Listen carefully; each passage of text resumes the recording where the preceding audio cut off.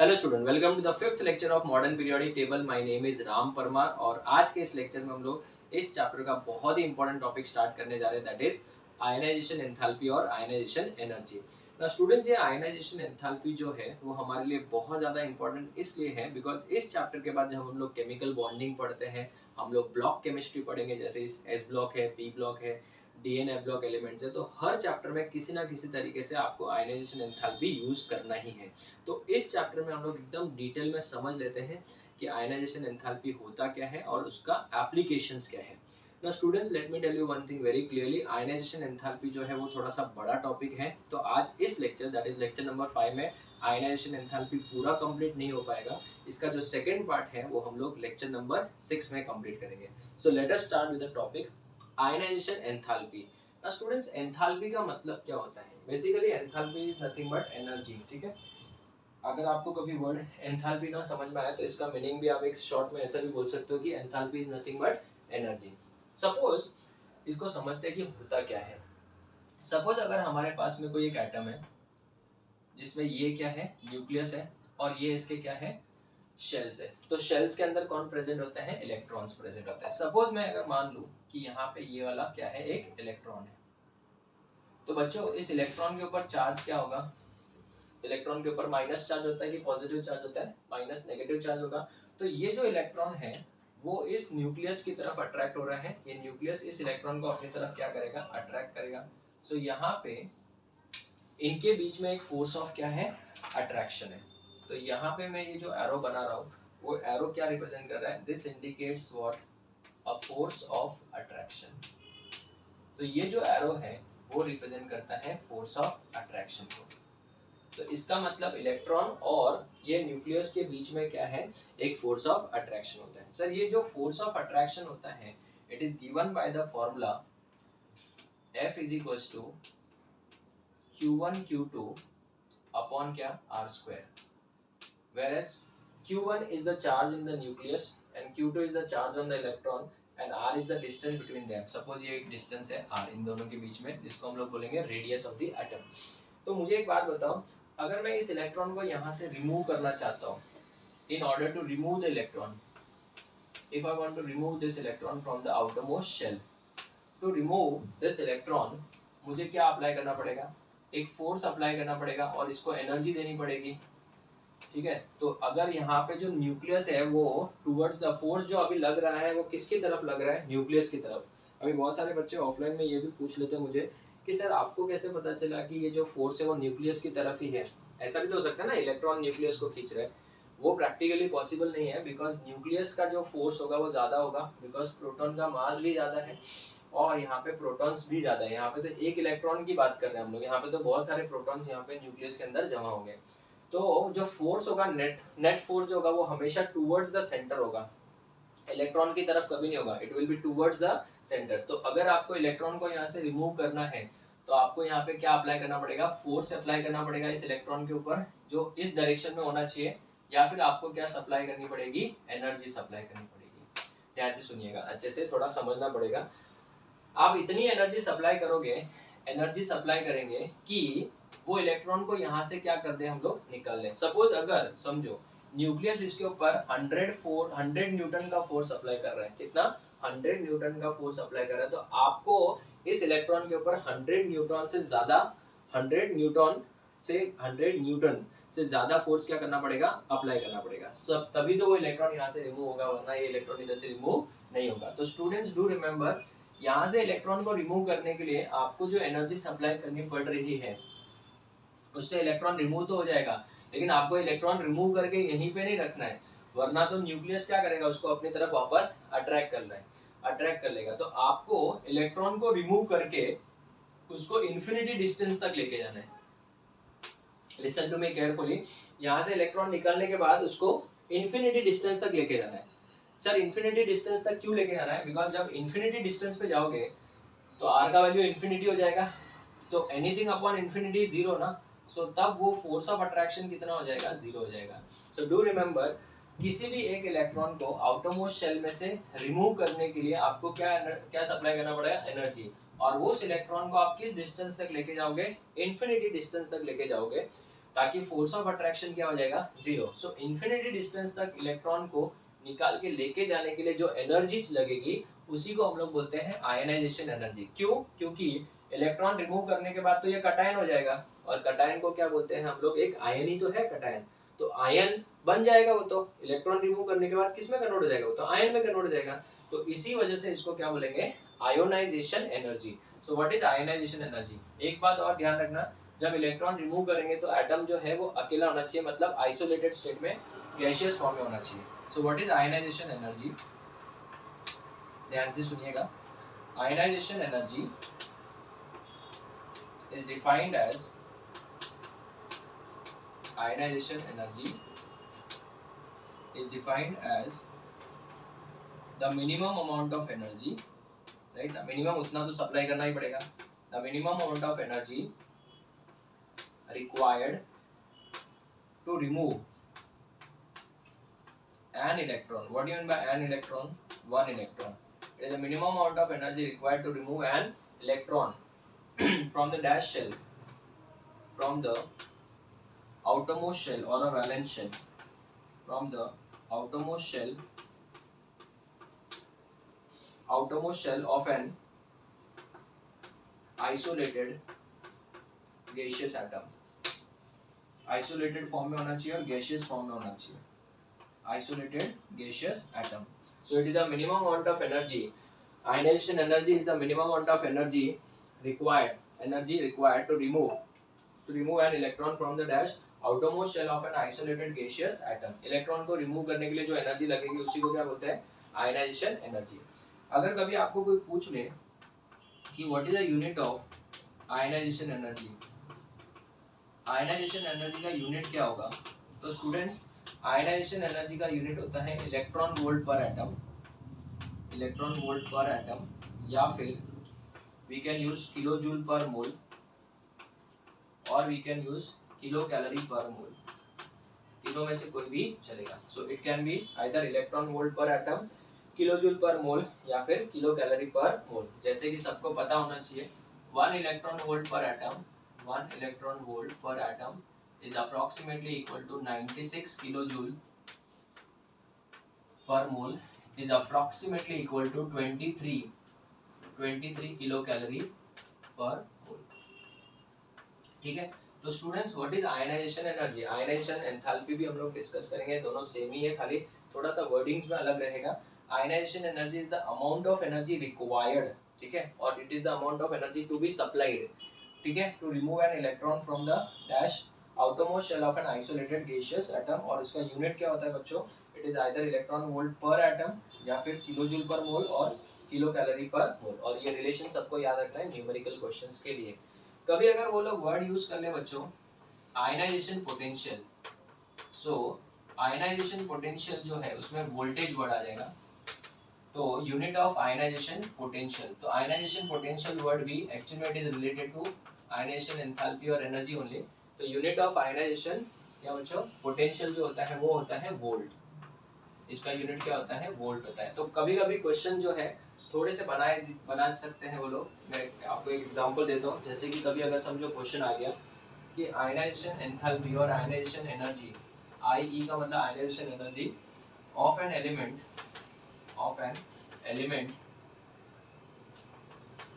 Is 10 electron volt, 10 electron volt, then calculate, ऐसा simple एकदम simple question आता है, देन कैलकुलेट आयनाइजेशन पोटेंशियल, एकदम सिंपल क्वेश्चन। तो बच्चों एक बार याद रखना, आपको याद रखना है एकदम सिंपल सा स्टेटमेंट कि दैट अगर इसका इलेक्ट्रॉन वोल्ट 10 है, 10 इलेक्ट्रॉन वोल्ट है, सिर्फ आपको ई निकाल लेना है, तो इसका आयनाइजेशन पोटेंशियल हो जाएगा बच्चों सिंपल 10 वोल्ट्स। ठीक है, ऐसा क्यों? क्योंकि आप लोग फिजिक्स में पढ़ते रहोगे E is equal to Q into V होता है। तो अगर मैं यहाँ पे एक सिंपल सा एग्जांपल लेते हैं, समझो यहाँ पे 10 इलेक्ट्रॉन वोल्ट लिख रहा हूँ, तो यहाँ पे Q कितना है बेटा, इलेक्ट्रॉन ही इंटू वी, तो ये और ये क्या हो जाएगा, कैंसिल। तो यहाँ पे वोल्टेज के फॉर्म में कितना आंसर आएगा, 10 V आएगा। सपोज अगर ऐसा दिया है तो मतलब अगर E है तो E हटा दो, और अगर E नहीं है तो E लगा दो, तो हो जाएगा आयनाइजेशन पोटेंशियल और एनर्जी। ठीक है, जैसे IP ऑफ एन एलिमेंट, ऐसा क्वेश्चन पूछ लिया, IP of an element is 20 volts, ऐसा क्वेश्चन में दिया हुआ है, that ionization potential of an element is 20 volts. Calculate ionization energy. तो बच्चों क्या करोगे, अभी यहाँ पे वोल्ट नहीं लिखा है ना, यहाँ पे सॉरी इलेक्ट्रॉन वोल्ट नहीं लिखा है, तो ई लगा दो, बस खत्म हो गया। अगर आईपी का वैल्यू कितना है 20 वोल्ट है, तो आयनाइजेशन एनर्जी का आंसर हो जाएगा 20 इलेक्ट्रॉन वोल्ट, बाकी कुछ नहीं, सेम ही रहेगा। ठीक है, तो एक बार वापस से डिस्कस करते हैं। अगर हम बात करें आयनाइजेशन एंथैल्पी के बारे में, तो इंट्रोडक्शन के तौर पे हमने क्या डिस्कस किया, डायग्राम आई होप समझ में आया होगा कि अगर किसी एटम में से इलेक्ट्रॉन निकाल ले तो वो क्या हो जाएगा, आयन में कन्वर्ट हो जाएगा। तो उसमें से इलेक्ट्रॉन निकालने के लिए जो एनर्जी लगेगी उसी को क्या बोलते हैं, ionization energy. So ionization energy is defined as the minimum amount of energy required to remove an electron from the outermost shell of an isolated gaseous atom, जिसका यूनिट होता है electron volt per atom, kilojoule per mole या फिर kilo calorie per मोल। अगर कभी उन्होंने word use कर लिया क्या, आयनाइजेशन पोटेंशियल, तो याद रखना उसका यूनिट होता है वोल्ट। तो अगर आप इलेक्ट्रॉन वोल्ट में से ई हटा दोगे तो वो आयनाइजेशन पोटेंशियल कहलाया जाएगा। सर आपने बोला आयनाइजेशन एनर्जी हमको समझा सर, लेकिन ये आयनाइजेशन एंथैल्पी क्या होता है, तो सुनो, अगर कभी वर्ड आयनाइजेशन एंथैल्पी ये यूज करते हैं, तो आयनाइजेशन एंथैल्पी का मतलब होता है, आप इसको एंथैल्पी को हम लोग जनरली किससे डिनोट करते हैं, एच से डिनोट करते हैं। तो आयनाइजेशन एंथैल्पी का भी अगर वर्ड यूज कर लें तो इसका भी मीनिंग है तो सेम, लेकिन इसको डेफिनेशन वाइज थोड़ा सा हम लोग अलग पढ़ते हैं कि हम लोगों को किसी भी एटम को कितना एनर्जी देना पड़ेगा। समझो इसका पहले एंथैल्पी था 100, फिर आपने क्या किया, इलेक्ट्रॉन को एनर्जी सप्लाई करेंगे तभी तो इलेक्ट्रॉन बाहर आएगा ना। तो इसका जो नया एंथैल्पी, जो कटायन बना इलेक्ट्रॉन रिमूव करने के बाद, अभी इसका नया एंथैल्पी समझो 200 है, कितना है 200। तो यहाँ पे जो आयनाइजेशन एंथैल्पी माना जाएगा वो चेंज माना जाता है। तो आप मुझे बताओ 100 किलो जूल या जो भी था वो तो था ही, आपने एनर्जी सप्लाई किया सो दैट इलेक्ट्रॉन रिमूव हो सके, तो फाइनल माइनस इनिशियल कितना आएगा 200 माइनस 100। तो इस 100 किलो जूल को ही हम लोग क्या बोलते हैं, आयनाइजेशन एंथैल्पी। तो इसमें से जो इलेक्ट्रॉन रिमूव करने के लिए आपने जो एनर्जी चेंज हुआ उसी को क्या बोलते हैं, ionization energy. So it is the definition wise क्या बोलेंगे, enthalpy change, it is the enthalpy मतलब energy change, enthalpy change when 1 mole of electron, क्योंकि ये स्टैंडर्ड वैल्यू होती है तो 1 मोल के लिए निकाली जाती है, when 1 mole of electron from the dash shell, from the outermost shell of 1 mole of isolated gaseous atom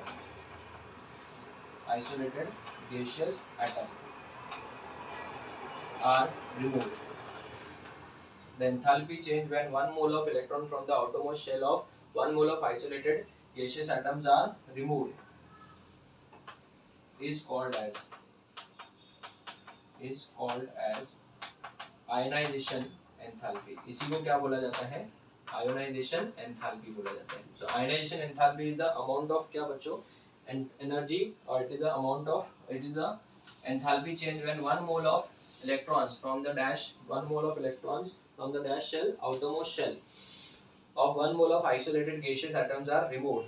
Such energy is known as what, ionization enthalpy। ठीक है, इसको एंथैल्पी बोलेंगे और इसको हम लोग जनरली क्या बोलते हैं, एनर्जी। तो दोनों में एक्चुअली में मीनिंग वाइज तो दोनों कंसेप्ट वाइज तो सेम ही है, खाली डेफिनेशन में हम लोग क्या लिखते हैं, इधर हम लोग एनर्जी चेंज लिखते हैं और वहाँ पे एनर्जी रिक्वायर्ड, क्योंकि वही तो एनर्जी हम लोग क्या कर रहे हैं, सप्लाई कर रहे हैं। तो याद रखना यहाँ पे आइसोलेटेड होना चाहिए और गैसियस होना चाहिए। जैसे कि सर समझाओ एग्जाम्पल देखें, अगर मेरे पास में एक समझो सोडियम है, तो सोडियम का मैं कितना मोल लूंगा, 1 मोल लूंगा, ये है सोडियम Na, ठीक है, और मैंने इसको कौन से स्टेट में लिया है, गैसियस स्टेट में।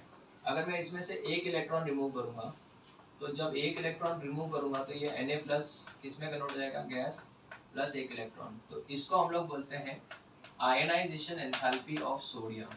This is the equation for ionization enthalpy of sodium. तो बच्चों याद रखना, इसको हम लोग आयनाइजेशन एंथैल्पी ऑफ सोडियम बोलेंगे, बराबर है। लेकिन अगर मैंने ऐसे लिख दिया गलती से, सोडियम कौन से स्टेट में, सॉलिड, ठीक है, अभी इसमें से मैं अगर 1 इलेक्ट्रॉन रिमूव कर देता हूँ ये वाला, तो ये वाला जो इक्वेशन है, ये वाला equation, this is not equal to क्या, ionisation enthalpy of sodium. This is equal to what, ionisation enthalpy of sodium, but this is not equal to ionization enthalpy of sodium. Sir ऐसा क्यों? क्योंकि इसका reason है बच्चों, ये हमने कौन से स्टेट में लिया है, सॉलिड स्टेट में। तो याद रखना सबसे पहले हमको जो सॉलिड स्टेट होता है, कौन सा स्टेट होता है बच्चों, सॉलिड होता है, इसको हम लोग को सबसे पहले गैस में कन्वर्ट करना होता है, Na गैस में, ठीक है। तो सॉलिड को सबसे पहले हमको गैस में कन्वर्ट करना होता है और फिर उसमें से हम लोग एक इलेक्ट्रॉन रिमूव कर देंगे, एक इलेक्ट्रॉन क्या करेंगे, रिमूव करेंगे। तो एक इलेक्ट्रॉन रिमूव करने के बाद, तो मुझे एक बात बताओ, सबसे पहले तो हमको इधर भी तो एनर्जी सप्लाई करनी पड़ रही है ना, तो इसको क्या बोलेंगे, सब्लिमेशन, और इसको क्या बोलेंगे, आयोनाइजेशन एनर्जी। तो आप बताओ, हमने जो लिखा वो डायरेक्टली सॉलिड से कहाँ का लिखा है, गैस का है, तो वो तो गलत हो जाएगा बच्चों। इसमें ये दोनों कंबाइन हो रहा है, जबकि हमको तो सिर्फ आयोनाइजेशन वाला ही चाहिए था। तो याद रखना ये वाला इसमें क्या है बच्चों, फर्स्ट वाला राइट है, और ये फर्स्ट वाला राइट है, और सेकंड वाला क्या है, रॉन्ग हो जाएगा। क्यों रॉन्ग हो जाएगा? बिकॉज वो उसका आयनाइजेशन एंथैल्पी नहीं है, सॉलिड से गैस नहीं जाना है, आपको गैस से ही मतलब इलेक्ट्रॉन रिमूव करना है, ठीक है। तो अगर वो गैस में नहीं है तो पहले उसको गैसियस स्टेट में लेके जाओ, अगर गैसियस स्टेट में नहीं है तो पहले गैसियस स्टेट में लेके जाओगे, फिर ही आप इलेक्ट्रॉन क्या कर सकते हो, रिमूव कर सकते हो, उसके पहले रिमूव नहीं कर सकते हो। जैसे कि सर और एग्जांपल दो, अगर मैं बात करता हूँ मैग्नीशियम की, तो मैग्नीशियम बच्चों सॉलिड फॉर्म में होता है, बट मैंने उसको पहले किस में ले लिया, गैस में। सबको पता होगा कि मैग्नीशियम जो है वो 28 क्या होता है, 2 होता है, बिकॉज इसका एटॉमिक नंबर है 12। तो अगर ये 282 है तो इसमें से मैं 2 इलेक्ट्रॉन रिमूव कर सकता हूँ, लेकिन आयनाइजेशन एंथैल्पी की definition wise we can remove only 1 electron at a time. तो अगर मैं इसमें से एक इलेक्ट्रॉन रिमूव कर देता हूँ तो ये Mg+ हो जाएगा, तो ये हो जाएगा 2,8, 1 हो जाएगा। इसको हम लोग बोलूंगा आयनाइजेशन एंथैल्पी ऑफ मैग्नीशियम, इसको हम लोग क्या बोलेंगे, आयनाइजेशन एंथैल्पी ऑफ मैग्नीशियम। लेकिन मैं क्या कर सकता हूँ कि Mg+ में से एक और इलेक्ट्रॉन रिमूव भी तो कर सकता हूँ। अगर मैं इसमें से एक और इलेक्ट्रॉन रिमूव करता हूँ तो ये Mg+2 हो जाएगा, नाउ इट विल बिकम 2,8, और एक इलेक्ट्रॉन और रिमूव कर दिया, बराबर है। तो इसको हम लोग क्या बोलेंगे, आयनाइजेशन एंथैल्पी ऑफ Mg+। बच्चों थोड़ा सा ध्यान देना पड़ेगा, अभी ध्यान दीजिएगा। मैं अगर आपको इसको थोड़ा और डिटेल में समझाऊं तो बहुत ज्यादा इंपॉर्टेंट है, प्लीज ध्यान दीजिएगा। Mg में से मैंने एक इलेक्ट्रॉन निकाला, सो जिसको मैं बोलता हूँ आयनाइजेशन एंथैल्पी ऑफ Mg। मैंने Mg+ में से एक इलेक्ट्रॉन निकाला तो मैं उसको बोलूंगा आयनाइजेशन एंथैल्पी ऑफ Mg+। तो इनको हम लोग, इनको ऐसे ना बोल के मैं ऐसे भी बोल सकता हूँ फर्स्ट आयनाइजेशन एंथैल्पी, क्योंकि मैंने एक एक इलेक्ट्रॉन निकाला। लेकिन अगर मैं इसको देखूं, इसको इसके साथ कंपेयर करूं तो कितने इलेक्ट्रॉन रिमूव किए गए हैं, 2। तो आप इसको 2 तरीके से नाम लिख सकते हो, या तो आप ऐसे लिखो, या फिर एक दूसरा तरीका है आप इसको ऐसे भी लिख सकते हो, आप इसको सेकेंड आयनाइजेशन एंथैल्पी, ध्यान से सुनिएगा प्लीज, थोड़ा इंपॉर्टेंट है बच्चों ये। इसको हम लोग क्या बोलेंगे, second ionization enthalpy of Mg।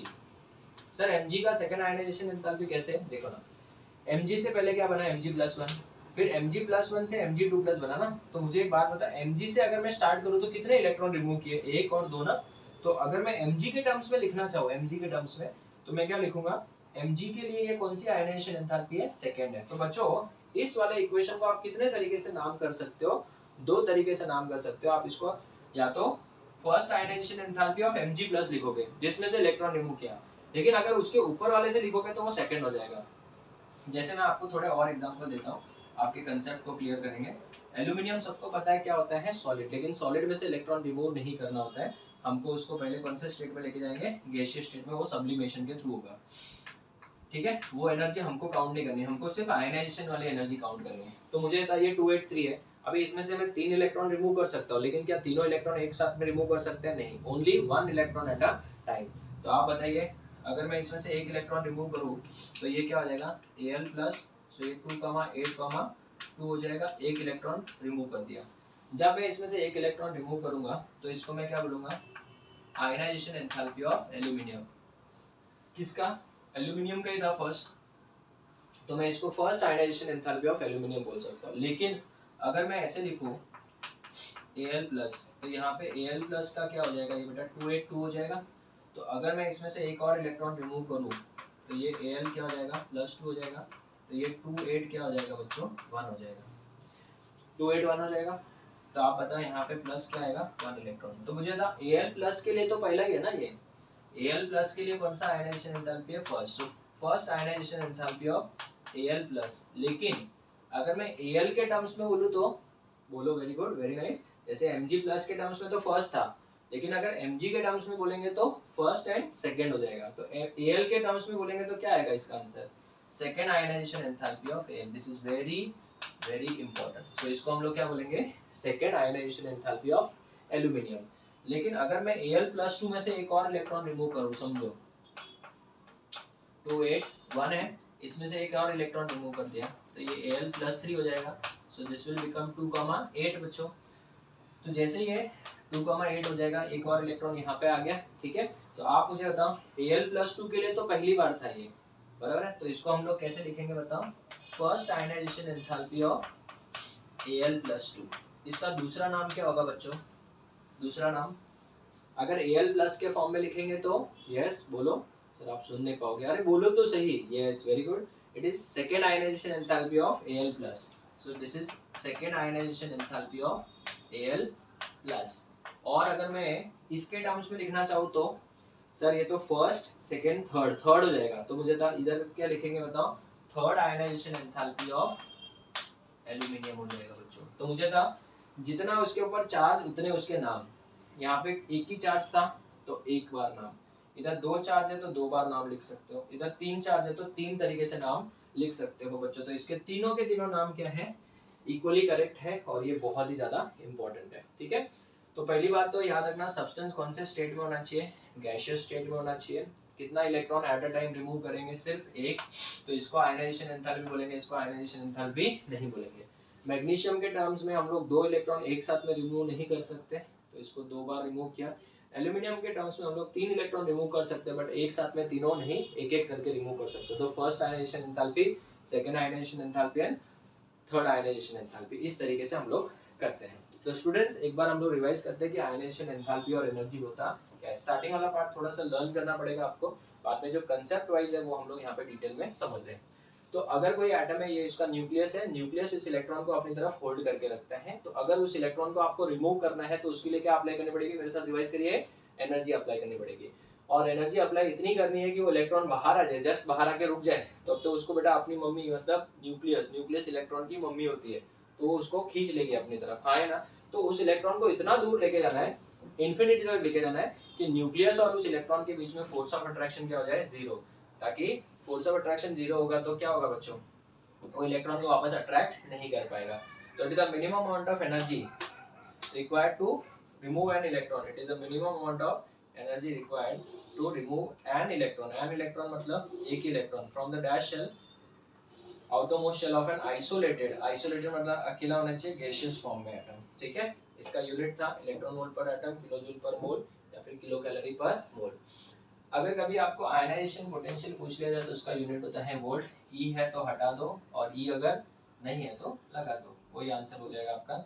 Ionization enthalpy is the enthalpy change when 1 mole of electrons are removed from the outermost shell of 1 mole of isolated gaseous atom, ठीक है are removed is known as ionization enthalpy. अभी मुझे था ये ionization enthalpy का equation है, but ये नहीं है, क्यों, क्योंकि बेटा यहाँ पे कौन से स्टेट में है, सॉलिड में। इसके ऊपर भी बहुत एमसीक्यू क्वेश्चन आते हैं। आप मुझे तो जितना चार्ज होगा उसका उतनी तरीके से नाम लिख सकते हैं। तो ये first ionization enthalpy of Mg+ है, लेकिन Mg का कौन सा है, सेकंड है। ये वाला जो है वो first ionization enthalpy of A+2 है, और ये first ionization enthalpy of second ionization enthalpy of Al+ है। अगर इसी को अगर Al+ के फॉर्म में लिखना है तो, और अगर इसी को Al के फॉर्म में लिखना है तो first second and third ionization enthalpy of Al हो जाएगा बच्चों, ठीक है। अभी मैं आपसे एक ऑब्जर्वेशन करने के लिए बोल रहा हूँ। ऑब्जर्वेशन ये है कि जैसे मुझे था Mg से जब Mg+ बना, Mg+ से Mg2+ बना, इस पूरे प्रोसेस में अगर आप ध्यान से देखो तो पहले Mg से Mg+ बना, फिर Mg+2 बना। तो इस पूरे प्रोसेस में मुझे था Z इफेक्टिव बढ़ रहा है कि कम हो रहा है, सर Z इफेक्टिव बढ़ रहा है। तो कहना है जैसे जैसे उसके ऊपर पॉजिटिव चार्ज बढ़ेगा Z इफेक्टिव भी बढ़ेगा, Z इफेक्टिव बढ़ेगा तो डेफिनेटली बेटा इलेक्ट्रॉन को निकालना और मुश्किल हो जाएगा। तो इसका मतलब अगर फर्स्ट आयनाइजेशन एंथैल्पी का आंसर x है तो सेकेंड आयनाइजेशन एंथैल्पी का आंसर x से ज्यादा होगा या कम होगा, सर ऑब्वियसली ज्यादा होगा। तो उसका ज्यादा होने का रीजन समझ में आया सबको, क्योंकि बच्चों फर्स्ट आयनाइजेशन एंथैल्पी अगर क्या है x है तो वो कटायन बना देगा और फिर उसमें से इलेक्ट्रॉन निकालना तो और मुश्किल हो जाएगा। फिर समझो उसमें से इलेक्ट्रॉन निकाला, समझो 5x है, फिर मुझे था थर्ड इलेक्ट्रॉन निकालना तो और मुश्किल हो जाएगा। तो ऐसे ऐसे करते कहने से आयनाइजेशन एंथैल्पी का वैल्यू 1 से बड़ा आयनाइजेशन एंथैल्पी 2 रहेगा और 2 से बड़ा 3 रहेगा। ठीक है, तो हम लोग नेक्स्ट बोर्ड पे डिस्कस करेंगे। आप इसका फोटो ले लो पहले। Okay students, so let us discuss the next concept जो हमने पढ़ा था कि एक बार अगर कटायन बन जाता है तो उसमें से Z इफेक्टिव बढ़ जाएगा, तो उसमें से इलेक्ट्रॉन निकालना और मुश्किल हो जाएगा। उसके बाद अगर हम लोग ने फिर भी इलेक्ट्रॉन निकाल लिया तो फिर और बड़ा कटायन मतलब उसके ऊपर और पॉजिटिव चार्ज बढ़ जाएगा, तो और Z इफेक्टिव बढ़ जाएगा। ये हम लोग ने प्रीवियस लेक्चर में पढ़ा भी था आयनिक रेडियस में। तो जैसे जैसे कटायन का ऊपर चार्ज बढ़ते जाएगा वैसे वैसे बच्चों आयनाइजेशन एंथैल्पी का भी वैल्यू बढ़ते जाएगा। क्यों? क्योंकि Z इफेक्टिव क्या हो रहा है, बढ़ रहा है। तो स्टूडेंट्स, सक्सेसिव आयनाइजेशन एंथैल्पी का मतलब क्या होता है? जैसे अगर हम लोग एग्जांपल के तौर पे लेते हैं एल्यूमिनियम, ठीक है ना, एल्यूमिनियम। तो एल्यूमिनियम में टोटल 3 आयनाइजेशन एंथैल्पी हमने डिस्कस की थी। First ionization enthalpy of aluminium, फिर हमने डिस्कस किया था second ionization enthalpy and third ionization enthalpy. तो याद क्या रखना है आपको कि व्हाटएवर में भी द केस, कुछ भी हो जाए, याद रखना successive ionization enthalpy, successive ionization enthalpy SIE, successive ionization enthalpy में याद रखिएगा कि फर्स्ट आयनाइजेशन एंथैल्पी सबसे छोटा होता है, उसके बाद में सेकेंड आयनाइजेशन एंथैल्पी उससे बड़ा होता है, थर्ड आयनाइजेशन एंथैल्पी उससे बड़ा एंड सो ऑन। इसमें कोई एक्सेप्शन नहीं है। मतलब क्या कि ये रूल हर एक के लिए फॉलो होगा, भले वो एल्यूमिनियम हो, सिलिकॉन हो या कोई भी हो, इसमें कोई एक्सेप्शन नहीं है। और ऐसा क्यों होता है, उसका रीज़न क्या है? उसका रीज़न ये है बच्चों कि जब भी हम लोग इलेक्ट्रॉन रिमूव करते हैं तो उससे क्या बनता है, कटायन बनता है। और कटायन बनेगा तो डेफिनेटली Z इफेक्टिव क्या होगा, बढ़ते जाएगा कि कम होते जाएगा, बढ़ते जाएगा। जैसे मैं आपको एल्यूमिनियम का एग्जांपल देता हूँ। हमने शुरुआत की थी किससे, एल्यूमिनियम से। एल्यूमिनियम गैसियस फॉर्म में है, तो अगर मैं बताऊँ सबसे पहला अगर फर्स्ट इलेक्ट्रॉन निकालूंगा तो ये Al प्लस हो जाएगा। फिर अगर मैं सेकेंड इलेक्ट्रॉन निकाल लूँ तो ये Al प्लस 2 हो जाएगा, और फिर थर्ड इलेक्ट्रॉन निकाल लूँ तो Al प्लस 3 हो जाएगा। तो इसको हम लोग बोलेंगे first ionization enthalpy of aluminium, this is the second ionization enthalpy of aluminum, this is the first ionization enthalpy of aluminum, second ionization enthalpy of aluminum, and this is the third ionization enthalpy of aluminum। तो इस पूरे process में अगर आप left to right जा रहे हो तो what happens to Z effective, Z effective तो कंटिन्यूअसली बढ़ रहा है। तो पूरे प्रोसेस में Z इफेक्टिव जो है वो कंटिन्यूअसली बढ़ रहा है, और अगर Z इफेक्टिव कंटिन्यूअसली बढ़ रहा है तो साइज क्या होगा, आयनिक साइज कम होगा।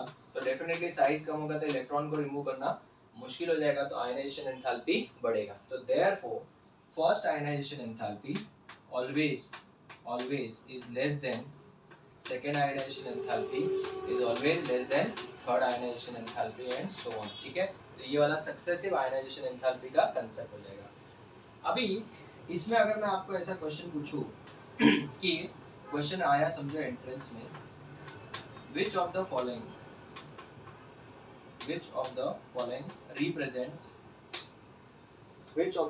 represents second ionization enthalpy, या फिर समझो second ionization enthalpy of A, second ionization enthalpy of A, ठीक है, या फिर एल्यूमिनियम ही ले लेते हैं। which of the following represents second ionization enthalpy of aluminum, ऐसा क्वेश्चन आ गया। तो आप बताइए, समझो 4 ऑप्शन दिए हुए हैं। पहला ऑप्शन दिया है aluminium gas gives aluminum plus 2 gas plus 2 electrons। दूसरा ऑप्शन दिया है Al plus solid gives Al plus 2 gas plus 1 electron। तीसरा आपको इक्वेशन दिया हुआ है Al plus gas gives Al plus 2 gas plus 1 electron। और चौथा आपको इक्वेशन दिया हुआ है Al plus 2 gas gives Al plus 3 gas plus 1 electron। ठीक है, तो the answer is in front of you. उन्होंने क्या बोला है, second ionization enthalpy of aluminium. तो एल्यूमिनियम का second ionization enthalpy Al plus से शुरू होगा, Al प्लस 2 पे खत्म होगा। तो इसका मतलब फर्स्ट आंसर तो हो नहीं सकता। और वैसे भी बेटा यहाँ पे 2 इलेक्ट्रॉन रिमूव किया हो तो बेटा गुना है, गुना।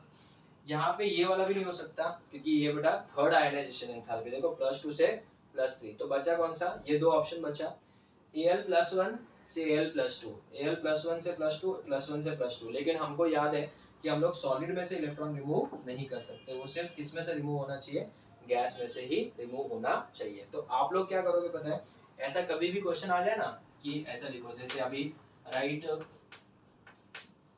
Equation for third ionization enthalpy of Cr+2 लिखो, ऐसा समझो क्वेश्चन में पूछ लिया कि Cr+2 का थर्ड आयनाइजेशन एंथैल्पी का इक्वेशन लिखो, ऐसा पूछा। ऐसे बहुत सारे क्वेश्चन पूछे जाते हैं एंट्रेंस में, ठीक है। तो आप क्या करोगे पता है, इसका एक सिंपल सा ट्रिक देता हूँ मैं आपको। आपको क्या करना होता है, कुछ हो ना हो इतना तो कंफर्म बताए, इधर एक एरो आएगा, ठीक है। आप बताओ Cr+2 से शुरू करना है ना, Cr+2 से थर्ड तक जाना है, तो Cr+2 से Cr+3, +3 से +4 और +4 से +5, तो इसको क्या बोलेंगे, first ionization enthalpy of Cr+2। इसको क्या बोलेंगे, second ionization enthalpy of Cr+2। इसको क्या बोलेंगे, third ionization enthalpy of Cr+2। मतलब आपको ये आंसर लिखना है।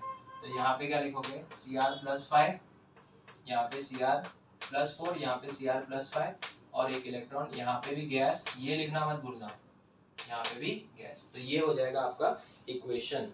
ये इक्वेशन किसके लिए इक्वेशन था बच्चों, ionization, third ionization enthalpy of chromium अगर पूछा गया है तो this is the equation for third ionization enthalpy of chromium. अभी सवाल उठता है ये कि ऐसे क्वेश्चन समझो आपको बहुत सारे दे दिए गए, तो आप क्या करोगे। क्वेश्चन है, आप लोग अभी नोटबुक से प्रैक्टिस करिए, नोटबुक ओपन करिए और ये क्वेश्चन लिखिए, राइट इक्वेशन फॉर, ठीक है। मैंने आपको एक समझा दिया, अभी आप इसको सॉल्व करिए। पहला क्वेश्चन है, second ionization enthalpy of Al+, ऐसा क्वेश्चन दिया सेकेंड, ये सब आप स्टार्ट करिए। Second ionization enthalpy of Mg, third ionization enthalpy of chromium, fourth second ionization enthalpy of Cr+4, फिर third ionization enthalpy of Mn+2। ये अटेम्प्ट करिए आप लोग, अटेम्प्ट करिए।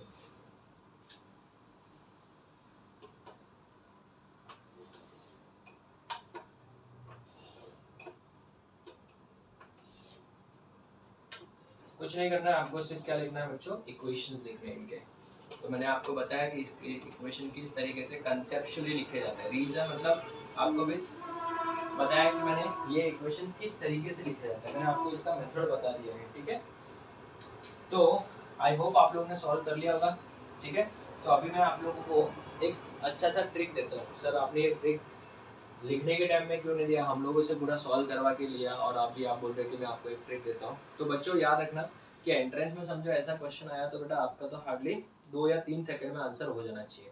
सर इतना जल्दी कैसे होगा, पहले तो हमको लिखना पड़ेगा ना Al+1 से +2, फिर +2 से +3 एंड ऑल दैट।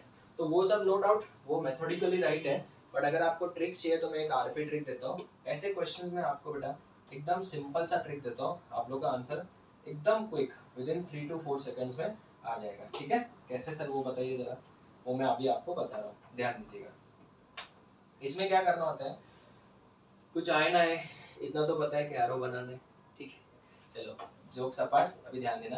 कुछ आयन है, इधर इतना भी पता है कि इधर एल्यूमिनियम जरूर आएगा, इधर भी एल्यूमिनियम जरूर आएगा, है ना। इधर गैस भी आएगा, इधर भी गैस आएगा, इतना तो पता है ना सबको। हाँ सर प्रॉब्लम तो चार्ज का ही है ना, तो उसका ही तो मैं ट्रिक देता हूँ आपको, ध्यान देना। अगर आपने आंसर्स लिखे होंगे तो आपको पता होगा, यहाँ पे आपने क्या लिखा होगा, +3 लिखा होगा, इधर +2 लिखा होगा, है ना।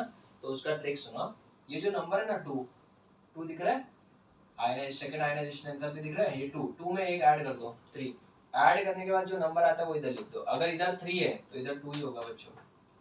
सर नहीं समझा, सिंपल मैं बताता, देखो यहाँ पे क्या था 2 था और इधर कितना था 1, 2 + 1 3, तो 3 इधर लिख दो। अगर इधर 3 है तो इधर 2 ही आएगा, खत्म।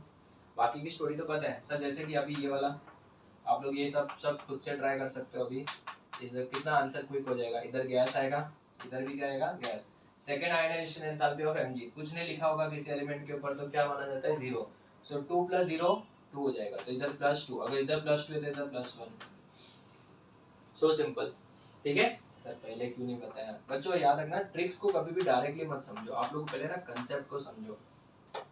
हम लोग साइंस पढ़ रहे हैं बेटा, ट्रिक्स नहीं पढ़ रहे, ठीक है ना। साइंस क्या आता है, उसका रीजन होता है हर एक चीज का। ट्रिक्स तो क्या होता है, आंसर जल्दी निकालने के लिए निकाला पढ़ा जाता है।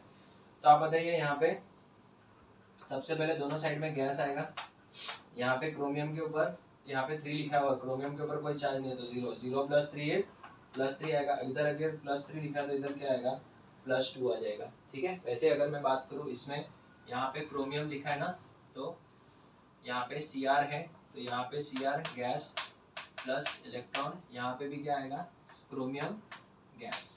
अभी यहाँ पे एक सिंपल सी बात है कि यहाँ पे क्या लिखा है, 2 लिखा है और इधर कितना लिखा है, 4। सो 4 + 2 कितना हो जाएगा बच्चों, 6 हो जाएगा। तो यहाँ पे +6 लिख देंगे, तो यहाँ पे कितना आएगा, +5 आ जाएगा, है ना। उसके बाद में next third ionization enthalpy of Mn+2 लिखना है, तो यहाँ पे कुछ नहीं तो लिखेंगे Mn+1 इलेक्ट्रॉन, यहाँ पे भी क्या लिखेंगे, Mn, और ये गैस। अभी हम लोग यहाँ पे क्या करेंगे बच्चों, +2 और यहाँ पे 3 है, तो 3 + 2 इज 5, सो ये +5 हो जाएगा, और यहाँ पे कितना हो जाएगा, +4 हो जाएगा बच्चों, एकदम सिंपल। सर ऐसे एक और क्वेश्चन दे दो, एक क्यों बेटा, दो ले लो, दो क्वेश्चन ले लेते हैं हम लोग। तो इसका अगर हम लोग ने पूछ लिया कि third ionization enthalpy of Cl+2, third ionization enthalpy of Cl+2, अभी आप लोग डायरेक्ट सोचो answer, third ionization enthalpy of Mn+4, समझो ऐसा पूछा है, third ionization enthalpy of Cl+2 and Mn+4। तो बताओ इन दोनों का इक्वेशंस क्या होगा, सोच लिया होगा आप लोगों ने। तो अभी तो ट्रिक तो बेटा आप समझने में बहुत माहिर लोग हो, ट्रिक तो फटाफट समझोगे, ट्रिक तो याद भी रखोगे, नोटबुक में भी लिखोगे। चलो रेडी, तो बोला आंसर क्या आ जाएगा, Cl, यहाँ पे भी लिखेंगे गैस, यहाँ पे भी इलेक्ट्रॉन, और यहाँ पे Cl क्या लिखेंगे, गैस लिखेंगे। बताइए, तो यहाँ पे 3 + 2 5 हो जाएगा, तो यहाँ पे 5 है तो यहाँ पे एक कम होता है ना, 4। यहाँ पे 4 + 3 कितना आ जाएगा, 7, तो यहाँ पे Mn+7 गैस प्लस इलेक्ट्रॉन, और यहाँ में Mn+6, और यहाँ पे क्या रहेगा, गैस। हो गया, कितना सिंपल है। तो स्टूडेंट्स यहाँ पे हम लोग ने इस बोर्ड पे क्या डिस्कस किया कि सक्सेसिव आयनाइजेशन एंथैल्पी में हमेशा याद रखना, फर्स्ट आयनाइजेशन एंथैल्पी से ज़्यादा बड़ा वैल्यू होता है सेकेंड आयनाइजेशन एंथैल्पी का, और सेकेंड आयनाइजेशन एंथैल्पी से ज़्यादा थर्ड, एंड सो ऑन। उसके बाद में मैंने आपको इक्वेशन लिखना सिखाया कि इक्वेशन को ट्रिक से कैसे लिखा जाता है और कंसेप्ट क्या है इनके पीछे। चलेगा बच्चों, आप इसका एक बार फोटो ले लो, फिर हम लोग डिस्कस करेंगे कि कौन कौन सी चीज़ें जो है वो आयनाइजेशन एंथैल्पी को अफेक्ट करती है, और फिर ट्रेंड्स के बारे में भी डिस्कस करेंगे। तो आप इसका फोटो ले लो एक बार। Okay students, so let us discuss the next factors affecting ionization enthalpy. कौन कौन सी चीजें जो होती है वो आयनाइजेशन एंथैल्पी को अफेक्ट करती है। तो सबसे पहला जो फैक्टर है वो है एटॉमिक साइज, ठीक है। जो एटॉमिक साइज जो होता है वो आयनाइजेशन एंथैल्पी को कैसे अफेक्ट करता है वो डिस्कस करते हैं। तो सुनो, अगर हम बात करें एटॉमिक साइज की, तो जैसे जैसे एटॉमिक साइज बढ़ेगा, ऑब्वियसली बेटा इलेक्ट्रॉन को रिमूव करना क्या हो जाएगा, आसान हो जाएगा। ऐसा नहीं समझ रहे हैं तो ये देखो, ये एक इलेक्ट्रॉन है जो छोटा सा एटम के अंदर है, और एक बहुत ही बड़ा एटम जिसमें बहुत सारे शेल्स हैं, तो इसके इलेक्ट्रॉन को रिमूव करना आसान हो जाएगा, बिकॉज इनके बीच में जो फोर्स ऑफ अट्रैक्शन होगा वो क्या होगा, कम होगा। क्यों? क्योंकि F = क्या होता है, Q1 Q2/r²। तो R का वैल्यू बढ़ेगा तो डेफिनेटली फोर्स ऑफ अट्रैक्शन क्या हो जाएगा, कम। तो स्टूडेंट्स एटॉमिक साइज बढ़ेगा तो आयनाइजेशन एंथैल्पी क्या हो जाएगा, कम हो जाएगा। तो इसका मतलब दोनों एक दूसरे को क्या है, इनवर्सली प्रोपोर्शनल है। So ionisation enthalpy and atomic size are inversely proportional to each other. दूसरा Z इफेक्टिव, एक्चुअल में Z इफेक्टिव और एटॉमिक साइज का तो बेटा रिलेशन पता ही है सबको, फिर भी एज अ पॉइंट इसको इंट्रोड्यूस कर लेते हैं। अगर कोई पूछ ले कि बताओ Z इफेक्टिव और आयनाइजेशन एंथैल्पी का क्या लेना देना, तो अभी तो हम लोग ने सक्सेसिव आयनाइजेशन एंथैल्पी में डिस्कस किया था कि जैसे जैसे Z इफेक्टिव बढ़ेगा, तो एटॉमिक साइज क्या होगा, एटॉमिक साइज कम हो जाएगा।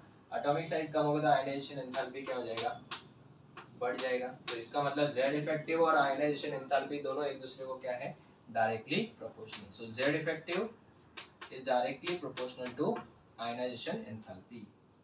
नेक्स्ट आता है शील्डिंग इफेक्ट, या फिर इसका दूसरा नाम क्या है, स्क्रीनिंग इफेक्ट. तो शील्डिंग इफेक्ट का मतलब क्या होता है, अगर शील्डिंग इफेक्ट बढ़ेगा तो इलेक्ट्रॉन अच्छे से शील्डेड है. अगर अच्छे से शील्डेड है तो इसको इलेक्ट्रॉन को रिमूव करना क्या हो जाएगा बच्चों, आसान हो जाएगा. तो इसका मतलब क्या हुआ कि अगर शील्डिंग इफेक्ट बढ़ेगा, शील्डिंग इफेक्ट बढ़ेगा तो शील्डिंग इफेक्ट बढ़ेगा तो एटॉमिक साइज बढ़ जाएगा, और एटॉमिक साइज बढ़ जाएगा तो आयनाइजेशन एंथैल्पी क्या हो जाएगा, कम हो जाएगा. ठीक है, तो इसका मतलब शील्डिंग इफेक्ट और आयनाइजेशन एंथैल्पी एक दूसरे को क्या प्रोपोर्शनल है, इनवर्सली प्रोपोर्शनल है. ठीक है, ऐसे भी क्वेश्चंस आते हैं. उसके बाद आते हैं next, very very important, electronic configuration.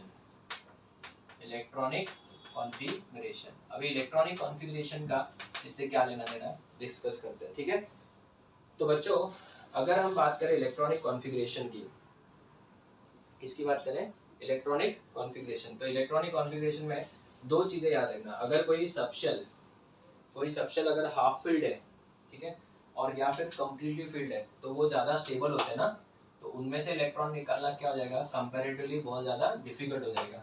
सो अगर कोई सबशेल क्या है बच्चों, हाफ फिल्ड है या फिर कंप्लीटली फिल्ड है, तो अगर कोई सबशेल हाफ फिल्ड है या कंप्लीटली फिल्ड है तो वो ज़्यादा स्टेबल होता है, दे आर हाईली स्टेबल. तो अगर वो हाईली स्टेबल है तो इलेक्ट्रॉन को रिमूव करना क्या जाएगा, मुश्किल हो जाएगा, तो आयनाइजेशन एंथैल्पी का वैल्यू बढ़ जाएगा. जैसे कि अगर मैं आपको पूछूं एक सिंपल वर्ड्स में एग्जांपल के तौर पे, तो पी सबशेल का कैपेसिटी होता है 6, तो या तो P6 होगा या फिर P3 होगा, या तो कम्प्लीटली फिल्ड होगा या फिर हाफ फिल्ड होगा. या फिर अगर दूसरा अगर मैं डी सबशेल की बात करूँ तो डी या तो 10 होगा या डी 5 होगा. ठीक है, दोनों स्टेबल है. एस सबशेल की बात करूँ तो एस 1 होगा या फिर 2 होगा, तो इस केस में भी क्या होगा, हाईली स्टेबल हो जाएगा. या फिर अगर एफ सबशेल की बात करूँ तो एफ या तो 14 होगा या फिर एफ क्या होगा, 7. In both the cases that is completely field या फिर हाफ फिल्ड, उसमें से इलेक्ट्रॉन को रिमूव करना क्या हो जाएगा, मुश्किल हो जाएगा. तो आयनाइजेशन एंथैल्पी का वैल्यू बढ़ जाएगा कि कम हो जाएगा, बढ़ जाएगा. ठीक है, so what are the different factors affecting ionization enthalpy, atomic size, Z effective, shielding effect and electronic configuration. अगर हम बात करें ट्रेंड्स की, ठीक है, ट्रेंड्स का मतलब लेफ्ट टू राइट जाते तो क्या होता है, trends in ionisation enthalpy, and top to bottom जाते तो क्या होता है, that is left to right मतलब along the period, and top to bottom मतलब डाउन द ग्रुप. उसमें क्या ट्रेंड्स हमको देखने को मिलते हैं. तो बच्चों अगर आपने फैक्टर्स पढ़ लिया तो डेफिनेटली ट्रेंड तो आपको इजी लगने वाली है. तो अभी जैसे इसको एक एग्जांपल के तौर पर डिस्कस कर लेते हैं. इमेजिन करो हम लोग पीरियोडिक टेबल में लेफ्ट टू राइट जा रहे हैं. ठीक है, ध्यान दीजिएगा जरा. अगर हम लोग पीरियोडिक टेबल में लेफ्ट टू राइट जा रहे हैं, this is along the period, so this is along the period.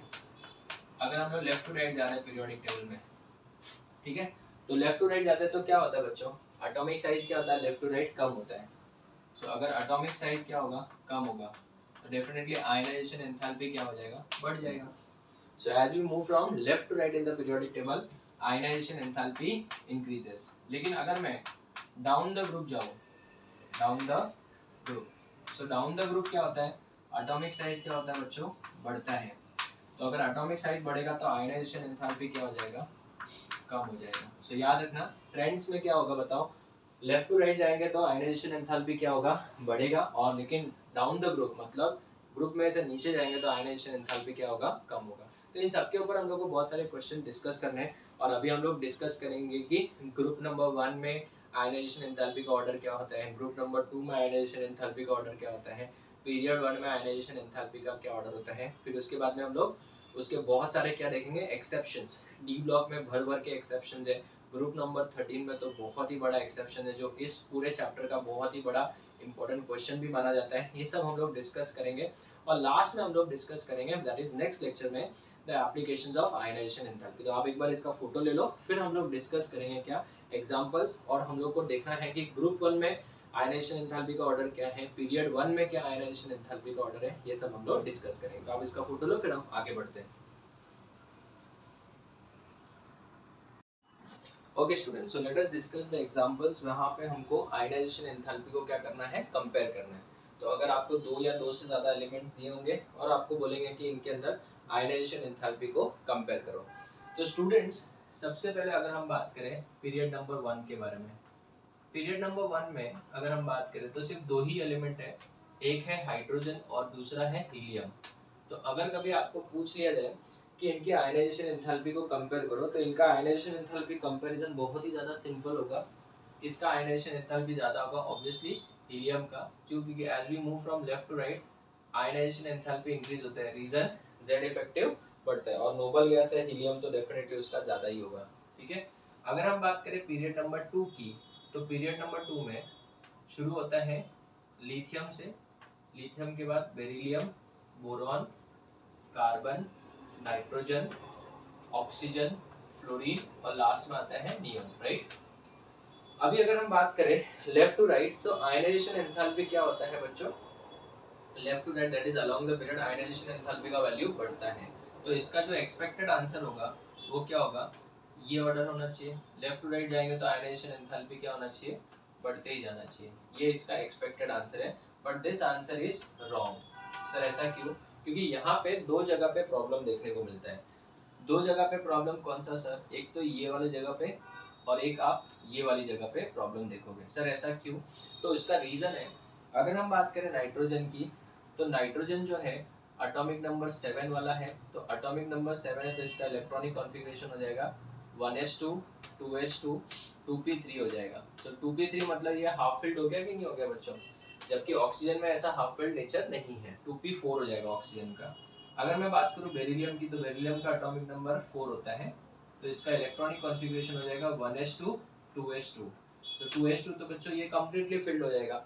तो इस वजह से यहाँ पे इन दो जगह पे हमको प्रॉब्लम देखने को मिलती है। तो इसका जो ऑब्जर्व्ड ऑर्डर है वो क्या हो जाएगा, करेक्ट वाला आंसर हो जाएगा लिथियम लेस देन बोरॉन। ये देखो इधर गड़बड़ आ गई, एंड बेरिलियम। तो इन दोनों जगह पे हमको क्या देखने को मिल रहा है, चेंज देखने को मिल रहा है। ठीक है, बेरिलियम का कम आना चाहिए था, बोरॉन का ज्यादा आना चाहिए था, लेकिन होता है उल्टा। ठीक है, उसका रीजन क्या है, इलेक्ट्रॉनिक कॉन्फ़िगरेशन। कार्बन में नो प्रॉब्लम, फिर बाद में नाइट्रोजन और ऑक्सीजन में ऑक्सीजन का ज्यादा आना चाहिए था, बट होता है किसका ज्यादा, नाइट्रोजन का। क्यों? क्योंकि वो एक हाफ फिल्ड सबशेल वाला है। फिर बाद में आता है fluorine as it is and neon. ये वाला जो आंसर है बच्चों वो है राइट। ठीक है, ये कौन सा आयनाइजेशन एंथैल्पी के बारे में बात कर रहे हैं हम लोग, फर्स्ट आयनाइजेशन एंथैल्पी, मतलब सब में से कितना इलेक्ट्रॉन रिमूव कर रहे हैं, सिर्फ एक एक इलेक्ट्रॉन ही रिमूव कर रहे हैं। So this is the order of dash first ionization enthalpy IE1। ठीक है, IE1 का ये ऑर्डर है। तो students, this is very very important question, क्योंकि एंट्रेंस में इतना तो एक साथ में पूछेंगे नहीं, लेकिन अगर आप लोगों को इसमें से कोई भी चार चार एलिमेंट्स का ग्रुप बना के पूछ लिया जाए तो ये एक इम्पोर्टेंट क्वेश्चन हो सकता है। अभी यहाँ पे कुछ इम्पोर्टेंट पॉइंट्स, इम्पोर्टेंट नोट जो है वो याद रखना कि अगर हम लोग बात करें first ionization enthalpy of beryllium and boron, तो बेरिलियम और बोरॉन में से फर्स्ट आयनाइजेशन एंथैल्पी किसकी ज्यादा होती है बच्चों, बेरिलियम की ज्यादा होती है ना। लेकिन अगर हम बात करें इनकी सेकेंड आयनाइजेशन एंथैल्पी की, second ionization enthalpy of beryllium और बोरॉन की ना, तो उसमें बोरॉन की ज्यादा हो जाती है। सर ऐसा क्यों? उसका रीजन मैं आपको बताता हूँ। आप लोग भी एक रीजन अच्छे से समझ लोगे तो ये हमारे लिए बहुत ही इंपॉर्टेंट MCQ क्वेश्चन भी है, और ये एक अच्छा कंसेप्ट भी है कि ऐसा होता कैसे है। तो सुनो इसका एक्सप्लेनेशन, बहुत ही अच्छा क्वेश्चन है, ध्यान दीजिए। अगर हम बात करें बेरिलियम की और बोरॉन की, ठीक है तो बेरिलियम जो है इसका एटॉमिक नंबर है बच्चों 4 और बोरॉन का एटॉमिक नंबर है 5। ठीक है ना, तो इसका एटॉमिक नंबर है 5। तो बच्चों ये हो जाएगा 1s2 2s2, जबकि अगर मैं इसका इलेक्ट्रॉनिक कॉन्फ़िगरेशन लिखूं ये हो जाएगा 1s2। ठीक है, बोरॉन जो होगा बच्चों वो क्या होगा 1s2, ये 5 है ना, तो ये हो जाएगा 1s2 2s2 और 2p1 हो जाएगा।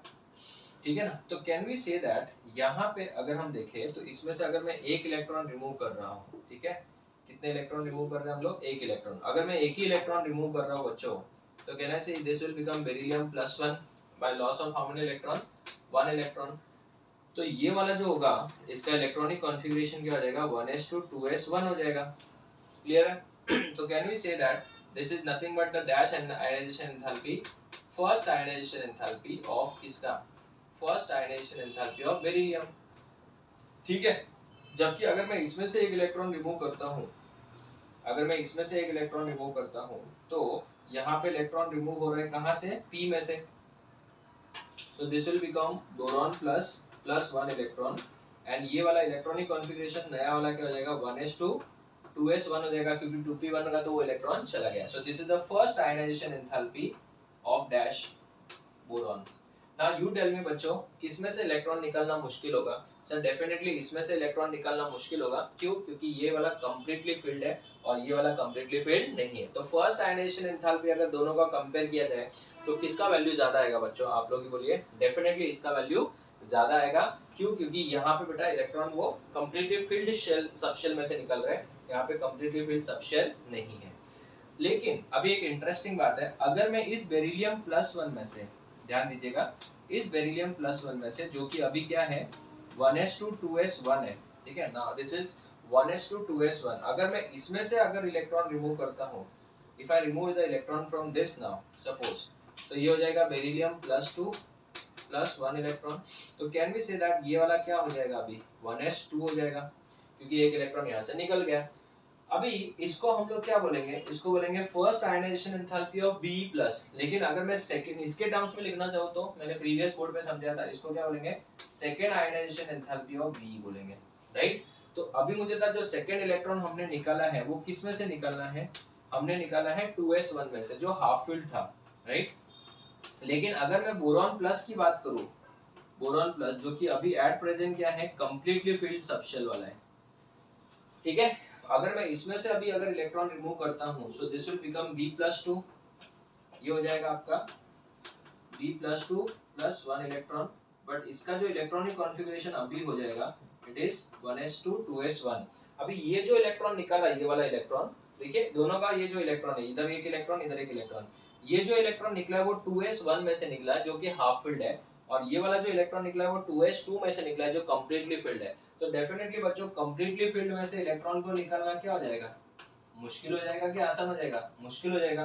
तो यहाँ से इलेक्ट्रॉन निकालना अभी मुश्किल है। तो इसका मतलब अगर मैं इन दोनों को कंपेयर करूँ तो second ionization enthalpy of boron should be greater than beryllium. ये देखो बोरॉन का ज्यादा है बेरिलियम से। This is a very very important question. So first ionization enthalpy भले ही बेरिलियम का ज्यादा है, लेकिन सेकेंड आयनाइजेशन एंथैल्पी किसका ज्यादा है, बोरॉन का ज्यादा है। बिकॉज यहाँ पे जब फर्स्ट इलेक्ट्रॉन रिमूव करते हैं तो वो कंप्लीटली फील्ड में से निकलता है, लेकिन इसका जब सेकेंड इलेक्ट्रॉन रिमूव करते हैं तो वो कंप्लीटली फील्ड में से निकल रहा है। इस वजह से ऐसा एनोमली देखने को मिलता है। ये हमने एग्जांपल डिस्कस किया किसका, बेरिलियम एंड बोरॉन का। ऐसे सेम हम लोग एग्जांपल डिस्कस कर सकते हैं किसका, नाइट्रोजन और ऑक्सीजन का। तो आप बताइए इसमें इंपॉर्टेंट स्टेटमेंट क्या होना चाहिए, फर्स्ट आयनाइजेशन एंथैल्पी ऑफ किसका ज्यादा है, फर्स्ट आयनाइजेशन एंथैल्पी नाइट्रोजन और ऑक्सीजन में से नाइट्रोजन का ज्यादा है, बराबर है। लेकिन अगर हम लोग इन्हीं का सेकेंड आयनाइजेशन एंथैल्पी देखें तो किसका ज्यादा होगा बच्चों, नाइट्रोजन का कम हो जाएगा और ऑक्सीजन का ज्यादा हो जाएगा। इसका रीजन हम लोग वापस से वही एक्सप्लेन कर सकते हैं कि जब हम लोग फर्स्ट इलेक्ट्रॉन रिमूव करेंगे तो वो 2p3 में से जाएगा और इसका 2p4 में से जाएगा, तो डेफिनेटली 2p3 में से निकलना मुश्किल हो जाएगा। तो नाइट्रोजन का आयनाइजेशन एंथैल्पी फर्स्ट वाला ज्यादा हो जाएगा। लेकिन जब एक बार इलेक्ट्रॉन निकल जाएगा तो ये तो 2p2 हो जाएगा और वो क्या हो जाएगा 2p4 से 2p3 हो जाएगा। तो डेफिनेटली बच्चों उसके लिए ज्यादा एनर्जी लगेगी। तो मैं एक बार ये भी आपको लिख के दे देता हूँ, आप लोग अगर चाहो तो एक बार वीडियो पॉज करके खुद से लिख लो और खुद से कंपेयर करो। इतना ज़्यादा डिटेल में जनरली टीचर्स बताते नहीं है, इस वजह से स्टूडेंट्स को ये बातें सिर्फ लर्न करके ही पता रहती है। जिनको लर्न होता है वो लोग आराम से आंसर लिख लेते हैं, ठीक है। तो इट्स बेटर कि हम लोग थोड़ा 2-5 मिनट ज़्यादा लगेगा चलेगा, लेकिन ये वीडियो लेक्चर्स बनाए इसी के लिए गए कि आपको एक एक चीज़ एकदम तसल्ली से मैं समझा सकूँ, ठीक है। तो ये हो जाएगा आपका 1s2 2s2 और ये हो जाएगा 2p3। अभी मैं इसमें से अगर एक इलेक्ट्रॉन रिमूव करता भी हूँ तो वो इलेक्ट्रॉन निकलेगा किस में से, हाफ फील्ड वाले p सबशेल में से। तो अगर वो हाफ फील्ड वाले p सबशेल में से निकल रहा है तो उसको निकलना क्या हो जाएगा, कंपैरेटिवली मुश्किल हो जाएगा। तो ये n+ हो जाएगा +1 इलेक्ट्रॉन। सो ये अभी इसका इलेक्ट्रॉनिक कॉन्फ़िगरेशन क्या हो जाएगा, 1s2 2s2 और 2p2 हो जाएगा। इसको हम लोग बोलेंगे first ionization enthalpy of nitrogen. This is the first ionization enthalpy of nitrogen. वैसे अगर मैं फर्स्ट आयनाइजेशन एंथैल्पी किसका डिस्कस करूं, ऑक्सीजन का। तो ऑक्सीजन का तो एटॉमिक नंबर होता है 8, तो 8 के हिसाब से इसका इलेक्ट्रॉनिक कॉन्फ़िगरेशन हो जाएगा 1s2 2s2 और 2p क्या हो जाएगा बच्चों 4 हो जाएगा। सो 1s2 2s2 2p 4। अभी अगर मैं यहाँ पे अगर यहाँ से इलेक्ट्रॉन रिमूव करता हूँ इस तरीके से, इलेक्ट्रॉन यहाँ से रिमूव किया मैंने, तो वो इलेक्ट्रॉन क्या हाफ फील्ड में से जा रहे हैं क्या बच्चों, नहीं। हाफ फील्ड होता तो 2p3 होता जैसे ऊपर है, तो इसका इलेक्ट्रॉन निकालना बहुत आसान है compare to nitrogen. So 1s2 2s2 ये क्या हो जाएगा 2p3 plus how many electron 1 electron. तो इसको हम लोग बोलेंगे first ionization enthalpy of oxygen. लेकिन अगर मैं अभी n प्लस में से, तो डेफिनेटली देखो इन दोनों में से किसका इलेक्ट्रॉन निकालना मुश्किल है बच्चों, ऑब्वियसली इसका। तो इसका फर्स्ट आयनाइजेशन एंथैल्पी ये वाला वैल्यू जो होगा वो इससे क्या होगा ज्यादा होगा, तो nitrogen is greater then oxygen, ये तो राइट हो गया। लेकिन अगर मैं अभी इसमें से एक इलेक्ट्रॉन निकालना चाहूँ जो कि क्या है, ये 1s2 है 2s2 है और ये 2p2 है, जबकि अगर मैं आप बात करेंगे इसके बारे में बच्चों, तो ये क्या हो जाएगा 1s2 2s2 और ये 2p3 है। अभी ये क्या बोलते हैं, मैं अभी हाफ फील्ड हूँ, पहले वो नाइट्रोजन हाफ फील्ड था, अभी मैं हाफ फील्ड हूँ। तो बच्चों इसका इलेक्ट्रॉन निकालना कंपैरेटिवली क्या हो जाएगा, मुश्किल हो जाएगा। किसके केस में, ऑक्सीजन के केस में, जबकि नाइट्रोजन का अभी इलेक्ट्रॉन निकालना इतना मुश्किल होगा क्या, नहीं। तो सेकेंड आयनाइजेशन एंथैल्पी जो होता है वो ऑक्सीजन का ज्यादा होता है। अगर मैं इसमें से एक इलेक्ट्रॉन निकाल भी लूँ तो ये हो जाएगा 1s2 2s2 और ये 2p1 plus how many electron 1 electron. So this is the second ionization enthalpy of nitrogen, ठीक है। जबकि यहाँ पे देखेंगे तो O+2 हो जाएगा वो, और यहाँ पे हो जाएगा 1s2 2s2 और ये 2p2 होगा plus 1 electron. This is the second ionization enthalpy of oxygen. अगर O+ के टर्म्स में लिखेंगे तो फर्स्ट हो जाएगा। तो बच्चों अभी अगर हम लोग इन दोनों को कंपेयर करेंगे तो ये देखो ये हाफ फील्ड है क्या, ये हाफ फील्ड है, नहीं। इन दोनों को देखो तो कहने से बेटा यहाँ से इलेक्ट्रॉन रिमूव करना मुश्किल है, तो इसका मतलब second ionization enthalpy of oxygen जो होगा वो ज्यादा होगा नाइट्रोजन के मुकाबले। तो देखो ऑक्सीजन का ज्यादा है। तो very very important and interesting fact कि यहाँ पे फर्स्ट आयनाइजेशन एंथैल्पी भले ही नाइट्रोजन का ज्यादा है लेकिन ऑक्सीजन का सेकेंड आयनाइजेशन एंथैल्पी ज्यादा है, और ये बहुत बार इंटरेस्ट में पूछा जाता है। तो this is about period number 2। अगर मैं बात करूँ पीरियड नंबर 3 की, थर्ड पीरियड की बात करें तो वहां पे सोडियम से शुरू होता है। कहाँ से शुरू होगा बच्चों, सोडियम से। तो सोडियम से अगर शुरू होगा तो हम लोग क्या लिखेंगे सोडियम ना अंगो से पेप्सी सोडा कोला और, ठीक है। इसका एक्सपेक्टेड आंसर क्या आएगा, एक्सपेक्टेड ये होना चाहिए, ये हम लोग एक्सपेक्ट करते हैं, बट दिस इज रॉन्ग। जबकि इसका रियल आंसर में कहाँ गड़बड़ है बच्चों, यहाँ पे गड़बड़ है। एक तो जैसे यहाँ पे फर्स्ट और सेकंड और थर्ड में गड़बड़ था, यहाँ पे एक तो यहाँ पे गड़बड़ है, और फिर यहाँ पे इधर से 2 छोड़ के फॉस्फोरस और सल्फर में, मतलब नाइट्रोजन के नीचे और ऑक्सीजन के नीचे यहाँ पे गड़बड़ है। तो ये हम लोग को पहले से ही पता था। तो बच्चों इसका आंसर क्या हो जाएगा हमारा, first ionization enthalpy order IE1, ठीक है, IE1 ऑर्डर। इसका IE1 ऑर्डर क्या होगा बच्चों, डेफिनेटली ये इन दोनों में एक्सचेंज हो जाएगा।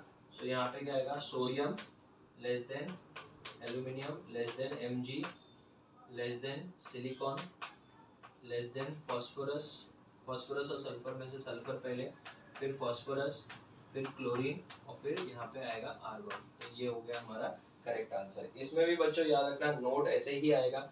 यहाँ पे गड़बड़ कहाँ पे थी बच्चा, ये दोनों में और एक ये दोनों में, ठीक है। तो यहाँ पे भी हम लोग क्या लिखेंगे, इंपॉर्टेंट नोट ये हो जाएगा हमारा कि first ionization enthalpy, important note,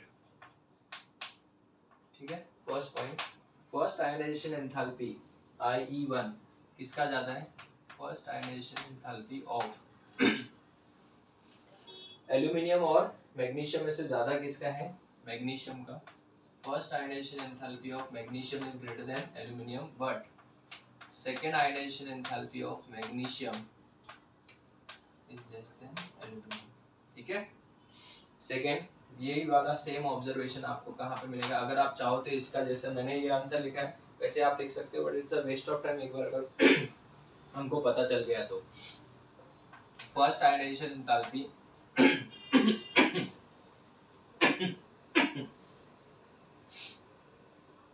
sulphur, phosphorus and sulphur. Phosphorus और सल्फर में से किसका ज़्यादा है? फॉस्फोरस का ज़्यादा है, ठीक है। But second ionization enthalpy of phosphorus is less than sulphur, ठीक है। इन सब का रीज़न हमको पहले से पता है, ठीक है। तो ये एक अच्छा क्वेश्चन हो गया। उसके बाद में वो लोग कभी कभी ऐसे क्वेश्चन पूछते हैं कि compare IE1 of sodium, magnesium and aluminium, also compare IE2 of sodium, magnesium and aluminium। ऐसा क्वेश्चन पूछा जाता है। क्वेश्चन है बहुत ही अच्छा प्यारा क्वेश्चन है कि compare first ionization enthalpy of sodium, magnesium and aluminium and also compare their second ionization enthalpy. First ionization enthalpy भी कंपेयर करना है और उनका सेकेंड आयनाइजेशन एंथैल्पी भी हमको कंपेयर करना है, ठीक है। तो ये कैसे कंपेयर किया जाता है सर? चलिए इसके ऊपर डिस्कशन करते हैं हम लोग। आप लोगों को कुछ नहीं करना बेटा, यही ट्रेंड फॉलो करना है जो मैंने यहाँ पे सिखाया है। अगर हम बात करें सोडियम की, जिसका एटॉमिक नंबर है 11, this is going to be 1s2, 2s2, 2p6 and this is 3s1। 3s1 है ये। उसके बाद में अगर हम बात करें मैग्नीशियम की, तो ये हो गया मैग्नीशियम। मैग्नीशियम 12 होता है, it is 1s2, 2s2, 2p6, 3s2, ठीक है। उसके बाद में आता है एल्यूमिनियम। एल्यूमिनियम होता है बच्चों 13, it is 1s2, 2s2, 2p6, 3s2 and 3p1। ये हो गया आपका 3s2 एंड 3p1 हो जाएगा इस तरीके से। तो अभी मुझे एक बात बताइए, सबसे ज़्यादा अगर हम बात करें तो ionization enthalpy, first ionization enthalpy किसका ज़्यादा होगा? ऑब्वियसली जो कंप्लीटली फील्ड या हाफ फील्ड होगा। As you move from left to right, ionization enthalpy क्या होता है? बढ़ता है, ठीक है। तो इसमें से एक इलेक्ट्रॉन अगर हम लोग रिमूव भी कर लेते हैं तो इट इज Na++1 इलेक्ट्रॉन। इसको बोलेंगे first ionization enthalpy of sodium. इसको बोलेंगे IE1 of sodium, IE1 of sodium. उसके बाद में इसको क्या बोलेंगे? Mg+ हो जाएगा, ये भी +1 इलेक्ट्रॉन, तो इसको बोलेंगे IE1 ऑफ मैग्नीशियम। उसके बाद में यहाँ पे अगर हम बात करें, ये Al+ हो जाएगा, +1 electron, this is IE1 of aluminium. बच्चों अभी सवाल हम लोग थोड़ा सोचते हैं कि किसका आयनाइजेशन एंथैल्पी सबसे ज़्यादा होना चाहिए। सर ये तो हाफ फील्ड नहीं है, ये सर ये हाफ फील्ड है, ये क्या है? ये हाफ फील्ड नहीं, कंप्लीटली फील्ड है, और ये तो हाफ फील्ड भी नहीं है। तो मैं आपको बोलूँगा इसके ऊपर टाइम वेस्ट मत करो, ये ऑलरेडी यहाँ पे लिखा हुआ है। तो सबसे ज़्यादा आयनाइजेशन एंथैल्पी किसका है? मैग्नीशियम का है। तो इसका आंसर हो जाएगा बच्चों first ionization enthalpy magnesium greater than aluminium. देख सकते हैं यहाँ पे magnesium greater than aluminium greater than sodium. तो मुझे नहीं लगता कि फर्स्ट में कोई कंफ्यूजन होना चाहिए, ये तो जैसा ट्रेंड था हम लोग ने डिस्कस कर ही लिया है। वो तो सेकेंड आयनाइजेशन एंथैल्पी हमारे लिए इम्पोर्टेंट है, ठीक है। तो वो देखते हैं, अगर मैं एक इलेक्ट्रॉन रिमूव कर लेता तो वो इलेक्ट्रॉन यहाँ से चला जाएगा, तो ये हो जाएगा आपका 1s2, 2s2 और ये 2p6 है। यहाँ से अगर मैं इलेक्ट्रॉन रिमूव करूँगा तो ये 1s2, ये 2s2, ये 2p6, ये 3s1 हो जाएगा। यहाँ से अगर हम लोग इलेक्ट्रॉन रिमूव करते हैं तो 1s2, 2s2, 2p6 और ये 3s2 हो जाएगा। क्लियर है? तो अभी अगर हम लोग इस सोडियम में से अगर एक इलेक्ट्रॉन रिमूव करते हैं, ठीक है, जो कि Na+ के फॉर्म में है, तो Na+ जो है वो क्या है? 1s2, 2s2, 2p6 है। तो 2p6 इसमें से अगर हम लोग इलेक्ट्रॉन रिमूव करते हैं तो बताइए क्या हो जाएगा? Na+2 हो जाएगा, +1 इलेक्ट्रॉन। जबकि मुझे था ये तो नोबल गैस हो गया। अभी 2p6 मतलब बेटा 1s2, 2s2, 2p6 मतलब वो तो नोबल गैस हो गया। तो नोबल गैस हो गया तो बेटा सेकेंड आयनाइजेशन एंथैल्पी कुछ हो ना हो, सोडियम का सबसे ज़्यादा रहेगा, ठीक है। बाकी कुछ आए ना आए, इतना तो कंफर्म है कि सोडियम का बहुत ही ज़्यादा रहेगा, बिकॉज ये 2p6 मतलब ये ये तो नियॉन का कॉन्फ़िगरेशन अटेन कर रहा है। जबकि अगर हम बात करें मैग्नीशियम की, तो Mg+1 में से इलेक्ट्रॉन को कंपैरेटिवली अभी निकालना आसान है बच्चों, 2p6 और यहाँ पे 3s1, इसमें से तो इलेक्ट्रॉन को निकालना बहुत ही ज़्यादा क्या हो जाएगा, आसान हो जाएगा। सर क्यों? क्योंकि ये तो 3s1 ही है ना, हाफ फील्ड है, तो भी कंपेयर टू इसके तो आसान ही है। और ये क्या है बच्चों, 3s2 है, तो 3s2 मतलब कम्प्लीटली फील्ड है। तो जब भी याद रखना हाफ फील्ड और कम्प्लीटली फील्ड दोनों है, तो याद रखना कि कम्प्लीटली फील्ड में से इलेक्ट्रॉन को निकालना क्या है, कंपेरेटिवली मुश्किल होता है। तो आप बताओ सोडियम के बाद इन दोनों में से किस में से इलेक्ट्रॉन निकालना मुश्किल होगा? Definitely it will be aluminium.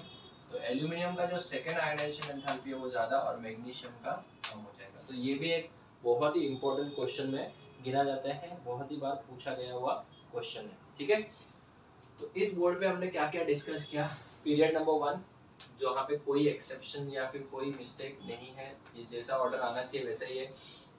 Period number 2 में यहाँ पे 2 जगह पे गड़बड़ है और मैंने इसके अंदर एक अच्छा जो क्वेश्चन पूछा जाता है वो मैंने आपको बता दिया। ये जनरली कॉलेज एग्जाम का भी एक फेवरेट क्वेश्चन है, इसमें थ्योरी लिखना होता है थोड़ा।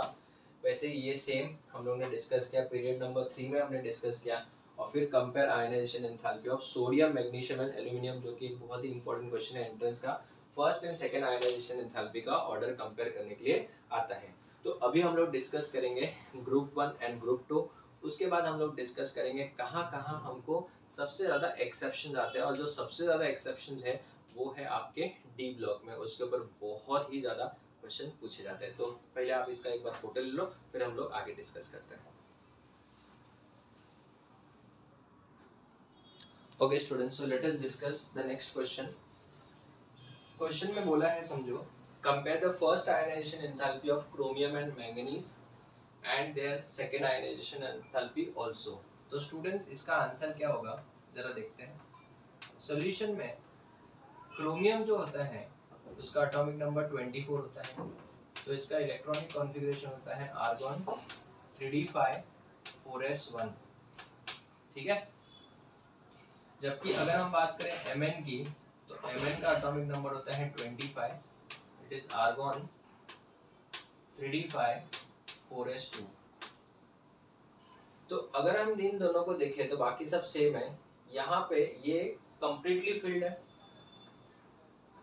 तो अगर ये कंप्लीटली फिल्ड है तो इसका आयनाइजेशन एंथैल्पी ज्यादा होगा, और ये क्या है, हाफ फिल्ड है, तो कंपेयर टू दिस इसका आयनाइजेशन एंथैल्पी कम रहेगा। तो फर्स्ट आयनाइजेशन एंथैल्पी किसका ज्यादा रहेगा? Mn का ज्यादा रहेगा एज कंपेयर टू क्रोमियम। लेकिन एक बार ये इलेक्ट्रॉन निकल गया फिर ये 3d5 हो जाएगा, मतलब हाफ फील्ड, और ये 4s1 हो जाएगा, ये भी हाफ फील्ड। लेकिन 3d5 जो है बेटा उसमें से इलेक्ट्रॉन निकलना ज्यादा मुश्किल होगा because of poor shielding effect. तो डेफिनेटली फिर क्रोमियम का क्या हो जाएगा, ज्यादा हो जाएगा। तो first ionization enthalpy of chromium और Mn में से ज्यादा किसका है? Mn का है। लेकिन सेकेंड आयनाइजेशन एंथैल्पी क्रोमियम का ज्यादा हो जाएगा एज कंपेयर टू Mn। ठीक है, तो this is about chromium and Mn, जो कि बहुत बार पूछा जाता है। अगर हम बात करें नेक्स्ट ग्रुप 1 की, तो lithium, sodium, potassium, rubidium and caesium. Francium तो रेडियो एक्टिव है। आपको पता है डाउन द ग्रुप क्या होता है, एटॉमिक साइज बढ़ता है तो आयनाइजेशन एंथैल्पी क्या हो जाएगा बच्चों, कम हो जाएगा। तो सबसे ज्यादा आयनाइजेशन एंथैल्पी क्या हो जाएगा, सबसे ज्यादा लिथियम का और सीशियम का सबसे कम। सीशियम का पूरे पीरियोडिक टेबल में सबसे कम होता है। सो यहाँ पे एक नोट लिख रहा हूँ, नोट जो कि बहुत बार एंट्रेंस एग्जाम में हमको काम आएगा। बोलते हैं एकदम, बोलते हैं ना, एक आउट ऑफ द बॉक्स करके क्वेश्चंस आ सकते हैं अच्छे वाले। पूरे पीरियोडिक टेबल में, in the periodic table, in the periodic table, periodic table में सबसे ज्यादा ionization enthalpy, maximum ionization enthalpy जो रहता है वो रहता है फ्लोरीन का। मैक्सिमम आयनाइजेशन एंथैल्पी किसका है, फ्लोरीन है। और मिनिमम अगर कोई पूछ ले कि आयनाइजेशन एंथैल्पी बताओ, तो इट इज ऑफ सीशियम। तो इसीलिए सीशियम में से इलेक्ट्रॉन को रिमूव करना बहुत ही ज्यादा क्या रहेगा, आसान। सबसे कम आयनाइजेशन एंथैल्पी सीशियम, सबसे ज्यादा किसका, फ्लोरीन का। नेक्स्ट अगर हम बात करें ग्रुप नंबर 2 के, ठीक है ना, हेलोजन नोबल गैसेस को तो छोड़ ही दो बेटा, उनका आयनाइजेशन एंथैल्पी ही अलग है। लेकिन अगर हम लोग जो एलिमेंट में से इलेक्ट्रॉन रिमूव कर सकते हैं उनकी बात करें तो आयनाइजेशन एंथैल्पी ज़्यादा किसका आएगा, फ्लोरीन का। ठीक है, नोबल गैसेस तो अलग ही बेटा, उनका तो आयनाइजेशन एंथैल्पी एक्सट्रीमली हाई रहता ही है। उसके बाद में अगर बेटा मांगे कार, स्कूटर, बाप राजी, तो इनकी बात करें तो इनका आयनाइजेशन एंथैल्पी भी डाउन द ग्रुप क्या हो जाएगा बच्चों, कम हो जाएगा, और इसमें कोई एक्सेप्शन नहीं है, जैसा आंसर लिखा वही राइट है। बट ग्रुप नंबर 13 इस पूरे चैप्टर का सबसे महाभयंकर ग्रुप माना जाएगा, क्योंकि इसके अंदर जो एक्सेप्शन हम लोग ने देखा है वो आयनाइजेशन एंथैल्पी में भी था, सॉरी एटॉमिक साइज में भी था, और आयनाइजेशन एंथैल्पी में तो बहुत ही ज्यादा भयंकर आता है। सो इसका जो आंसर है देखिए जरा, बाल गंगाधर इन तिलक, ये आपके ग्रुप नंबर 13 के एलिमेंट्स है।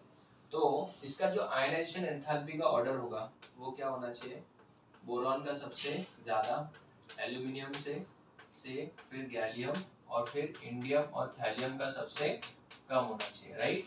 लेकिन स्टूडेंट्स ये आंसर नहीं है। आप लोग सोच रहे होंगे सर बराबर ये आंसर होना भी नहीं चाहिए, बिकॉज आप लोगों ने जब पढ़ा था हमने तब यहाँ पे थोड़ा सा गड़बड़ था बच्चों। तो अगर यहाँ पे गड़बड़ था तो मुझे था इसका ऑब्जर्व्ड आंसर क्या आना चाहिए, gallium should be greater then, very good, gallium should be greater than aluminium, right, and indium greater than thallium. But students unfortunately ये आंसर भी क्या है बेटा, रॉन्ग है। सर ऐसा क्यों, इसमें तो महा गड़बड़ हो रही है।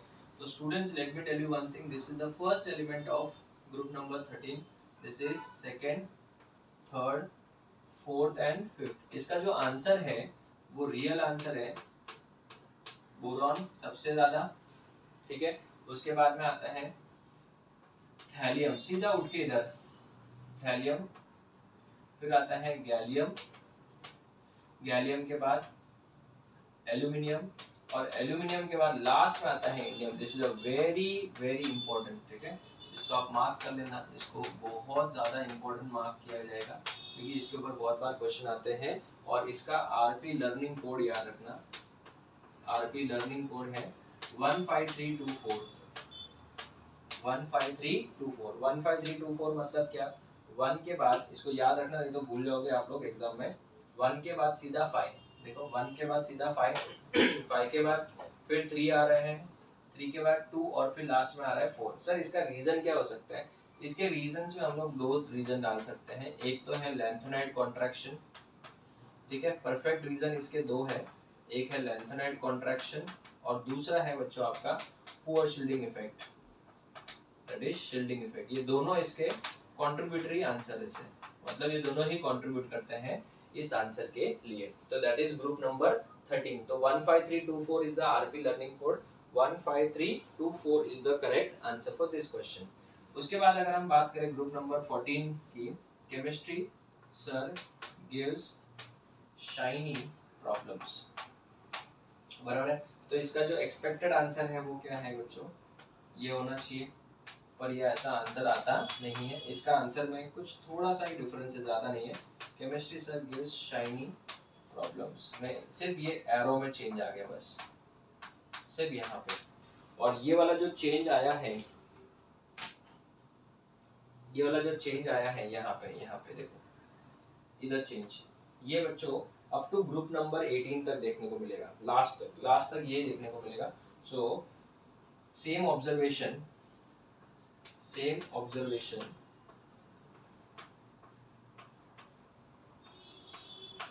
From group number 14 to group number 18, ठीक है। 18 का तो जनरली पूछा नहीं जाता, लेकिन फिर भी याद रखना ये सेम सब में यही प्रॉब्लम है, खाली लास्ट वाला। और इसका जो प्रोबेबल रीजन होता है वो होता है, रीजन क्या है, लैंथेनॉइड कॉन्ट्रैक्शन। एक तो लैंथेनॉइड कॉन्ट्रैक्शन इसका रिस्पॉन्सिबल है, और दूसरा हम लोग बोल सकते हैं poor shielding effect provided by BNF electrons, shielding effect. ये दो कंट्रीब्यूटरी आंसर है, लैंथेनॉइड कॉन्ट्रैक्शन को ज्यादा प्रायोरिटी देंगे हम लोग शील्डिंग इफेक्ट के मुकाबले, ठीक है। तो ये हो गया ग्रुप नंबर 14 से लगा के ग्रुप नंबर 18 तक। चलो एक क्वेश्चन सॉल्व करते हैं, फिर मैं आपको नेक्स्ट बोर्ड के ऊपर वहाँ पे सिखाऊंगा कि इसमें कहाँ पे डी ब्लॉक में एक्सेप्शन है, भर के एक्सेप्शन है, बहुत सारे इंपॉर्टेंट एक्सेप्शन मैं सिखाऊंगा। Compare the ionization enthalpy, cation है और न्यूट्रल है तो कटायन का जेड इफेक्टिव ज्यादा तो आयनाइजेशन एंथैल्पी भी ज्यादा, तो इसमें कोई ज्यादा सोचने वाली बात ही नहीं है। डाउन द ग्रुप जाएंगे तो आयनाइजेशन एंथैल्पी कम होगा, तो इवन कटायंस में भी सेम, ऑक्सीजन के जस्ट नीचे क्या आता है सल्फर।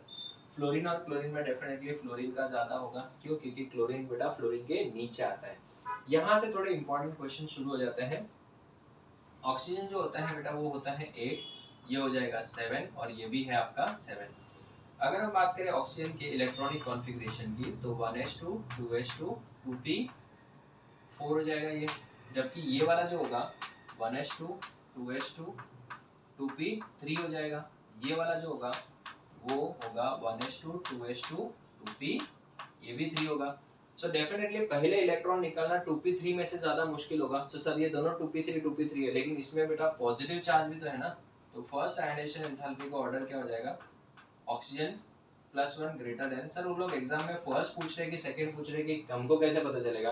तो क्वेश्चन में अगर ऐसा दिया कंपेयर आयनाइजेशन एंथैल्पी मतलब वो फर्स्ट ही पूछ रहे हैं, आपको इसके बारे में ज्यादा चिंता की बात सोचनी नहीं है। कुछ नहीं बोला तो वो फर्स्ट ही माना जाएगा। तो इन दोनों में से ज्यादा किसका? O+ का, फिर किसका आएगा N का, और फिर लास्ट में कौन आएगा O, क्योंकि इसमें 2p4 है बच्चों। ठीक है, आप लोग अटेम्प्ट करिए, एक बार ट्राई करिए बच्चों, आपको खुद से भी ट्राई करिए। इसका ग्रुप ये सिलिकॉन है, इसका एटॉमिक नंबर है 14, इसका 15 है, इसका 7 और इसका 6 है। ठीक है, तो डेफिनेटली अगर आप लोगों ने सॉल्व किया है तो ये क्या हो जाएगा 1s2 2s2 और ये 2p3 ऊपर ही लिखा हुआ है। यहाँ पे अगर हम बात करें सो 1s2 2s2 और ये 2p2 हो जाएगा, 1s2 2s2 2p2 हो जाएगा ये। ठीक है, फॉस्फोरस की बात करें तो ये 1s2 2s2 2p6 3s2 3p3 हो जाएगा, 3p कितना हो जाएगा 3 हो जाएगा। सिलिकॉन की बात करें तो 1s2 2s2 2p6 3s2 3p2 हो जाएगा, 14 चाहिए ना तो 14 हो गया। तो डेफिनेटली बच्चों ये देखिए, ये तो हाफ फील्ड नहीं है, ये भी हाफ फील्ड नहीं है, ये दोनों हाफ फील्ड है, लेकिन डेफिनेटली इन दोनों में से नाइट्रोजन का ज्यादा होगा। क्यों? क्योंकि नाइट्रोजन ऊपर है और फॉस्फोरस नाइट्रोजन के जस्ट नीचे है। तो इसका जो आंसर हो जाएगा नाइट्रोजन ग्रेटर देन। ठीक है, नाइट्रोजन ग्रेटर देन। अभी मुझे एक बात बताओ, नाइट्रोजन और इसमें से भले नाइट्रोजन का ज्यादा, लेकिन फिर नाइट्रोजन के बाद किसका आएगा बच्चों? कार्बन का आएगा। सर कार्बन क्यों? क्योंकि बेटा उसके पास में नंबर ऑफ शेल्स भी तो कम है ना। ठीक है, ऐसे तो रहेगा तो बेटा वो एकदम छोटा एलिमेंट रहेगा, आप बोलोगे नहीं वो तो हाफ फील्डिंग है, वो तो ये देखना कि सेम पीरियड के है कि नहीं है। पहले तो देखो ये सेम पीरियड का है, तो सेम पीरियड का तो नाइट्रोजन के बाद जस्ट कौन आएगा? Yes it is carbon. Carbon के बाद नो डाउट फॉस्फोरस, और फॉस्फोरस के बाद कौन आएगा बच्चों? सिलिकॉन आएगा। तो याद रखना बच्चों सेम पीरियड का एलिमेंट है तो उसका आयनाइजेशन एंथैल्पी कंपेयर टू कम हो जाएगा। क्यों? क्योंकि फिर सीरीज में नीचे जाओगे तो डाउन द ग्रुप जाओगे तो आयनाइजेशन एंथैल्पी कम हो जाएगा। तो यहाँ पे N के बाद C, C के बाद P और P के बाद SI आएगा। ये वाला अटेम्प्ट करिए। सल्फर जो होता है 16 होता है, ऑक्सीजन जो होता है 8 होता है, फॉस्फोरस जो होता है 15 होता है और नाइट्रोजन जो होता है 7 होता है। हम सबको पता है कि नाइट्रोजन का तो सबसे ज़्यादा होगा। ठीक है, अभी नाइट्रोजन के बाद ऐसा मत बोला सर फॉस्फोरस उसके नीचे, नहीं बेटा। फिर आएगा ऑक्सीजन। ऑक्सीजन क्यों आएगा? बिकॉज वो सेम पीरियड का एलिमेंट है। फिर फॉस्फोरस आएगा कि सल्फर आएगा? पहले फॉस्फोरस और फिर कौन आएगा? सल्फर आएगा। This is again very very important. आप 1s2 2s2 वो सब लिख के भी चेक कर सकते हो। उसके बाद में कॉपर और जिंक। कॉपर जो होता है 29 होता है, सो 3d10 4s1 होगा कॉपर का, ये कॉपर का बात है। और जिंक की बात करें तो 3d10 4s कितना हो जाएगा बच्चों? 2 हो जाएगा। तो मुझे एक बात बता, किसका फर्स्ट इलेक्ट्रॉन निकालना मुश्किल है बच्चों? ठीक है, इसमें से इलेक्ट्रॉन निकालना मुश्किल है। अगर एक इलेक्ट्रॉन निकल गया तो ये कितना आ जाएगा Zn+ और ये क्या आ जाएगा Cu+। ये अभी मुझे था इसमें से तो इलेक्ट्रॉन निकालना ऑलमोस्ट नामुमकिन होगा, तो कहना है Cu+ का जो आयनाइजेशन एंथैल्पी होगा वो सबसे ज्यादा होगा। Cu+ का तो ज्यादा होगा। फिर Zn+ और Zn जो होगा वो 3d10 4s2 होगा और Zn+ जो होगा वो 3d10 4s1 होगा। तो बहुत सारे स्टूडेंट्स तो छोड़ो, टीचर्स भी इसमें गड़बड़ कर देते हैं कि सर Zn और Zn+ में से किस में से इलेक्ट्रॉन निकालना मुश्किल है। तो बच्चे बोलते हैं, टीचर्स बोलते हैं सर ये तो हाफ फील्ड है, कंप्लीटली फील्ड है। मैं बोलूंगा इसमें से Zn+ में से इलेक्ट्रॉन निकालना मुश्किल है, बिकॉज वो कटायन है बच्चों। और मैंने पहले भी सिखाया था कटायन और न्यूट्रल एटम में से पहले आपको चार्ज देखना है, इलेक्ट्रॉनिक कॉन्फ़िगरेशन सेकेंडरी देखना है। ठीक है, तो आप लोग लिखना चाहो तो लिख लो, अगर सेम एलिमेंट है तो उसका इलेक्ट्रॉनिक कॉन्फ़िगरेशन नहीं देखना है। सेम एलिमेंट के लिए इलेक्ट्रॉनिक कॉन्फ़िगरेशन नहीं देखना है, क्या देखना है, चार्ज देखना पहले। तो फिर आएगा यहाँ पे Zn और लास्ट में कौन आएगा, Cu आ जाएगा यहाँ पे बच्चों। समझ में आई मेरी बात? तो स्टूडेंट्स ये एक बहुत ही इंपॉर्टेंट क्वेश्चन है, इसको हमने डिस्कस कर लिया। अभी मैं आपको नेक्स्ट बोर्ड के ऊपर बहुत सारे क्या सिखाऊंगा, एक्सेप्शंस वाले केसेस बताऊंगा। आपको कोई भी अलग से बुक पढ़ने की जरूरत नहीं है, एक्स्ट्रा कुछ भी देखने की जरूरत नहीं है, ढूंढने की जरूरत नहीं कि यहाँ पे एक्सेप्शंस है कि नहीं है। आपको एकदम सिंपल सी चीज बताऊंगा, सब एक्सेप्शंस एक ही साथ लिख के बताऊंगा, ताकि आप लोग जब भी इसके बारे में पढ़ो आपको ये इजी लगे और सब क्वेश्चन आपके सॉल्व हो जाए। ठीक है, तो आप इसका एक बार फोटो ले लो, फिर हम आगे बढ़ते हैं। Okay students, so let us discuss the groups of D block. ठीक है, इसमें हम लोग डिस्कस करेंगे 3D series, 4D series and 5D series. 3D series जो होता है वो क्या है, science teacher very clever man फेको निकू जिंग। उसके बाद में यारी, जरा, निभाना, मौत तक, रुकावटें, राह में पड़ेगी, आगे कदम बढ़ाना। उसके बाद में 5D सीरीज क्या होता है, ला, हफ्ता, लेकिन इसमें एक थोड़ा गड़बड़ है, यहाँ पे टोटल 14 एलिमेंट्स है जिनको बोलते हैं लेंथोनॉइड्स, जिसकी वजह से लेंथोनॉइड कॉन्ट्रैक्शन भी आएगा। ला, हफ्ता, वरना, रे, ऐसी, इधर, पिटाई, ला, हफ्ता, वरना, रे, ऐसी, यहाँ पे गड़बड़ करती, ला, हफ्ता, यहाँ पे पिए, वरना, रे, ऐसी, इधर, पिटाई और होगी। ठीक है, तो चलिए स्टार्ट करते हैं। अगर हम बात करें ग्रुप नंबर थर्ड में, ग्रुप नंबर थर्ड की आयनाइजेशन एंथैल्पी का ऑर्डर डाउन द ग्रुप क्या होता है, आयनाइजेशन एंथैल्पी कम हो जाता है। तो स्कैंडियम का सबसे ज़्यादा, इट्रियम का उससे कम और लैंथनम का सबसे कम होना चाहिए। तो this is the observed order and expected both, दोनों क्या है बच्चों, सेम है, दोनों क्या है, सेम है। लेकिन जब हम लोग ग्रुप नंबर 4 की बात करते हैं, ग्रुप नंबर 4 की, तो ग्रुप नंबर 4 में what is the expected answer, titanium. Definitely सबको पता चल गया होगा कि यहाँ पे 14 एलिमेंट से लैंथन कॉन्ट्रैक्शन हुआ है, तो आंसर एक्सपेक्टेड और ऑब्जर्व थोड़ा डिफरेंट ही आएगा। Titanium greater than zirconium greater than hafnium, ये जो आंसर है बच्चों वो गलत है। ठीक है, बहुत सारे बच्चों ने सोचा रहेगा सर यहाँ पे इक्वल हो जाएगा, वो भी गलत है बेटा सर, लेकिन वो एटॉमिक साइज में इक्वल था बच्चों, आयनाइजेशन एंथैल्पी में इक्वल नहीं होता है। यहाँ पे आंसर होता है titanium greater than hafnium greater than zirconium, इसका ये आंसर है। और यही सेम ट्रेंड आपको नंबर 12 तक देखने को मिलेगा। तो मुझे एक बात बताइए, ग्रुप नंबर 4 में क्या है ट्रेंड, ठीक है, it is titanium greater than hafnium greater than titanium, एक second, hafnium, sorry it is not titanium, hafnium greater than titanium greater than zirconium. इसका आंसर पूरा का पूरा चेंज हो गया। और इसका रीजन क्या है बच्चों, इसका रीजन है लैंथोनाइड कॉन्ट्रैक्शन, लैंथोनाइड कॉन्ट्रैक्शन, स्पेशली इसका रीजन क्या है बच्चों, लैंथोनाइड कॉन्ट्रैक्शन। ठीक है, और इसको याद रखने का लर्निंग कोड है बच्चों, ये सेम आपको 12 तक भी देखने को मिलेगा। आरपी कोड याद रखने का 534, 534। सो 534 मतलब 5 फिर 3 और फिर 4, 534 इसका लर्निंग कोड है, याद रखिएगा 534। ये क्या है, 3D, ये है 4D और ये है 5D। सो 534, 534 मतलब hafnium greater than titanium greater than zirconium. तो अगर आपको कोई भी पूछ लिया जाए, बताओ इसमें क्वेश्चन के तौर पे, compare the ionization enthalpy of chromium, molybdenum and tungsten, तो इसका आंसर क्या आएगा, इसका आंसर आ जाएगा, ये 3 है, ये 4 है, ये 5 है ना, तो 534 याद रखना है। तो tungsten greater than chromium greater than molybdenum. ठीक है, उसके बाद में अगर मैं आपको क्वेश्चन पूछ लूँ कि बताओ जिनी कनाडा होगा, जिनी कनाडा होगा का आयनाइजेशन एंथैल्पी का ऑर्डर बताओ, तो आप लोग क्या बोलोगे 534। 534 मतलब mercury greater than Zn greater than cadmium answer आ जाएगा। लेकिन बच्चों इसमें ना एक जगह पे थोड़ा और गड़बड़ है, एक जगह पे गड़बड़ है, वो है नोट मतलब एक्सेप्शन में एक्सेप्शन, ठीक है, और वो है ग्रुप नंबर 10। ग्रुप नंबर 10 में 534 वाला ट्रेंड जो है वो फॉलो नहीं होता है।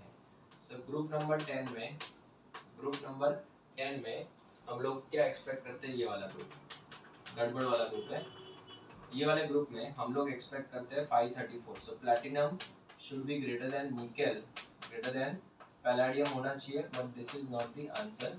ग्रुप नंबर 10 के लिए याद रखना आरपी कोड, सिर्फ ग्रुप नंबर 10 के लिए इट इज 543, इट इज 543। अभी आप बोलोगे सर आप तो कोड पे कोड बनाते जा रहे हो, हम कितना याद रखें। तो बच्चों ऐसे थोड़ी हम लोग का नीट और जेई हो जाएगा, थोड़ा तो मेहनत करना पड़ेगा, या तो फिर रॉन्ग करके आओ, या तो फिर एग्जाम में रॉन्ग करके आओ, वो आपको करना नहीं है। तो इससे अच्छा मैं जो ट्रिक्स दे रहा हूँ उनको याद कर लो, ठीक है। तो 534 नहीं एप्लीकेबल है, 543, खाली नंबर को एक्सचेंज कर दो, 534 43 हो जाएगा यहाँ पे। तो पहले क्या आता है 34 आता है, तो सब में 34 एप्लीकेबल है, खाली 10 में क्या है 43 एप्लीकेबल। तो इसका रियल आंसर क्या आ जाएगा 543, 543 खत्म। प्लैटिनम, पैलेडियम एंड निकल, ये इसका रियल आंसर है। तो यहाँ पे एक थोड़ा सा याद रखना, ये सब जगह पे एप्लीकेबल है, ठीक है, ग्रुप नंबर 4 से group number 12। So it is same up to group number 12, up to G12। ये ग्रुप नंबर 12 तक एप्लीकेबल है। लेकिन यहाँ पे एक ही चीज याद रखना बच्चों कि for G4 to G12 accept कौन सा बच्चों G10, G10 में ये एप्लीकेबल नहीं है। तो G10 में ये एप्लीकेबल है क्या बच्चों, नहीं है। क्यों, क्योंकि यहाँ पे जनरली इसका रीजन एक सबसे बड़ा है कि जो पैलेडियम है ना, पैलेडियम ये पूरे डी ब्लॉक में एक ऐसा एलिमेंट है, इंटरेस्टिंग एलिमेंट है, इसका एटॉमिक नंबर है बच्चों 28 और इसमें 18 ऐड करोगे तो ये 46 हो जाएगा। पैलेडियम एक पीरियोडिक टेबल का एक ऐसा एलिमेंट है जिसके अंदर अगर हम बात करें 4D सीरीज है ना, तो 4D10 और इसका बच्चों 5s0 होता है, जबकि इसका इलेक्ट्रॉनिक कॉन्फ़िगरेशन होना चाहिए था 4D8 निकल के जैसा, 4D8 3D8 4s वैसा होना चाहिए था। लेकिन इसमें एक्सेप्शन है, इसके इलेक्ट्रॉनिक कॉन्फ़िगरेशन में ही एक्सेप्शन है बच्चों। तो ये भी एक इंपॉर्टेंट एमसीक्यू क्वेश्चन है। The only d block element which has no s electrons in the outermost subshell. तो बताओ इसका आंसर हो जाएगा पैलेडियम, और इस वजह से पुअर शील्डिंग इफेक्ट होता है और इस वजह से आयनाइजेशन एंथैल्पी बढ़ जाता है। तो ये इसका रीजन है। और इसी वजह से एक और एक्सेप्शन भी क्रिएट हो जाता है, और वो एक्सेप्शन है पैलेडियम और सिल्वर का। सर कैसे, वो समझा नहीं। अगर मैं बात करूं पैलेडियम और सिल्वर की, तो जब हम लोग लेफ्ट टू राइट जाते हैं, ऐसे लेफ्ट टू राइट, तो मुझे तो आयनाइजेशन एंथैल्पी बढ़ता है ना। तो what should be the ionization enthalpy का order for palladium and silver, silver का ज्यादा होना चाहिए, जबकि आता क्या है पैलेडियम का, ठीक है। ये भी क्या है, एक एक्सेप्शन है। और इस एक्सेप्शन का भी रीजन क्या है, वही पैलेडियम का इलेक्ट्रॉनिक कॉन्फ़िगरेशन, इसका रीजन भी यही है। और इधर भी इसका रीजन क्या है बच्चों, ये भी है, ठीक है। तो यहाँ पे भी एक एक्सेप्शन है। तो इसके लिए मैंने आपको क्या किया, पूरा सामने ही आपके बना दिया है, ताकि आपको पता चले कि एक्सेप्शंस कहाँ है। तो यहाँ पे थर्ड में तो कुछ प्रॉब्लम नहीं है, 4 से लगा के 12 तक प्रॉब्लम, फिर बाद में यहाँ पे 4 से लगा के 12 तक प्रॉब्लम में 534 याद रखना है। लेकिन 10th वाले में 543 हो जाता है, और एक यहाँ पे भी आपको थोड़ा सा गड़बड़ देखने को मिलता है। ये गड़बड़ यहीं पे खत्म नहीं होती है, जिंक के आगे भी प्रॉब्लम होती है कहीं कहीं पे। और वो क्या है प्रॉब्लम, वो भी मैं आपको बता देता हूँ कि अगर हम बात करें ग्रुप नंबर 12 की, तो ग्रुप नंबर 12 में क्या है, जिनी कनाडा होगा, ठीक है, जिनी कनाडा होगा। Gallium indium thallium, gallium indium thallium, ये है आपके ग्रुप नंबर 13 के एलिमेंट्स है ना। तो as we move from left to right, ionization enthalpy क्या होता है बच्चों, बढ़ता है। तो इनका गैलियम का ज्यादा होना चाहिए, इंडियम का ज्यादा होना चाहिए, कैडमियम से थैलियम का ज्यादा होना चाहिए, मर्क्यूरी से। लेकिन आंसर आता है ये। क्यों सर ऐसा, क्योंकि इनका डी सबशेल कंप्लीटली फिल्ड है और S वाला ऑर्बिटल भी कम्प्लीटली फिल है, तो इस वजह से यहाँ पे भी थोड़ा हमको एक्सेप्शन देखने को मिलता है। तो स्टूडेंट्स, मैंने पूरा का पूरा डी ब्लॉक आपके सामने रख दिया, इसमें जितने भी एक्सेप्शंस थे मैंने आपको बता दिए, और वैसे मैंने आपको ये वाला भी बता दिया जो जनरली पूछा जाता है। This is for group number 12 and this is for group number 13। तो ग्रुप नंबर 12 और 13 में भी एक एक्सेप्शन ऐसा ये देखने को मिलता है, जबकि ये एरो ऐसे होने चाहिए थे, ग्रेटर देन का साइन किसके टुवर्ड्स होना चाहिए था, ग्रुप नंबर 13 की तरफ। क्यों? क्योंकि जब लेफ्ट टू राइट जाते हैं तो आयनाइजेशन एंथैल्पी का वैल्यू क्या होता है, डेफिनेटली बढ़ता है। तो स्टूडेंट्स, ये हो गया पूरा का पूरा एक्सेप्शन। तो पूरे के पूरे एक्सेप्शन मैंने आपको एक साथ में सारे के सारे सिखा दिए, तो इसमें आपको एक भी % कोई डाउट आना भी नहीं चाहिए, और ये जितने भी एक्सेप्शन थे मैंने पूरे के पूरे कवर कर दिए। तो अभी हमारा एक पार्ट बच जाता है, और वो है बच्चों एप्लीकेशंस ऑफ आयनाइजेशन एंथैल्पी। और ये जो एप्लीकेशंस ऑफ आयनाइजेशन एंथैल्पी है वो हम लोग नेक्स्ट लेक्चर में डिस्कस करेंगे। तो अभी हम लोग का आयनाइजेशन एंथैल्पी 50% कवर हो गया था। मैंने लेक्चर के स्टार्टिंग में ही बोला था कि आयनाइजेशन एंथैल्पी थोड़ा सा बड़ा टॉपिक है, और ये थोड़ा इंपॉर्टेंट टॉपिक भी है बच्चों, क्योंकि इसके ऊपर हम लोग जब भी कंसेप्ट देखते तो ऑलमोस्ट इनऑर्गेनिक के हर चैप्टर में इसके कंसेप्ट को हमको यूज करना है। तो स्टूडेंट्स, आज के लेक्चर को हम लोग यहीं पे वाइंड अप करते हैं। This is lecture number 5। Lecture number 6 में हम लोग आयनाइजेशन एंथैल्पी के जो एप्लीकेशन वाला पार्ट है उसको कंप्लीट करेंगे। तो आई होप आप लोगों को ये लेक्चर में हर एक चीज़ मैंने डिटेल में एक एक चीज़ समझाया है, और आई होप आपको समझ में भी आया होगा। नेक्स्ट लेक्चर में हम लोग एप्लीकेशन डिस्कस करेंगे, जिसमें हम लोग को रिड्यूसिंग नेचर है, metallic and non metallic character है, उसके बाद में हम लोग को acidic and basic nature of the oxides है, और determination of stable electronic configuration है, ऑटोमोशन में कितने इलेक्ट्रॉन्स होते हैं। टोटल 5 एप्लीकेशन को हम लोग एक ही लेक्चर में डिटेल में डिस्कस करेंगे। So will meet in the next lecture. Till then, thank you students, take care.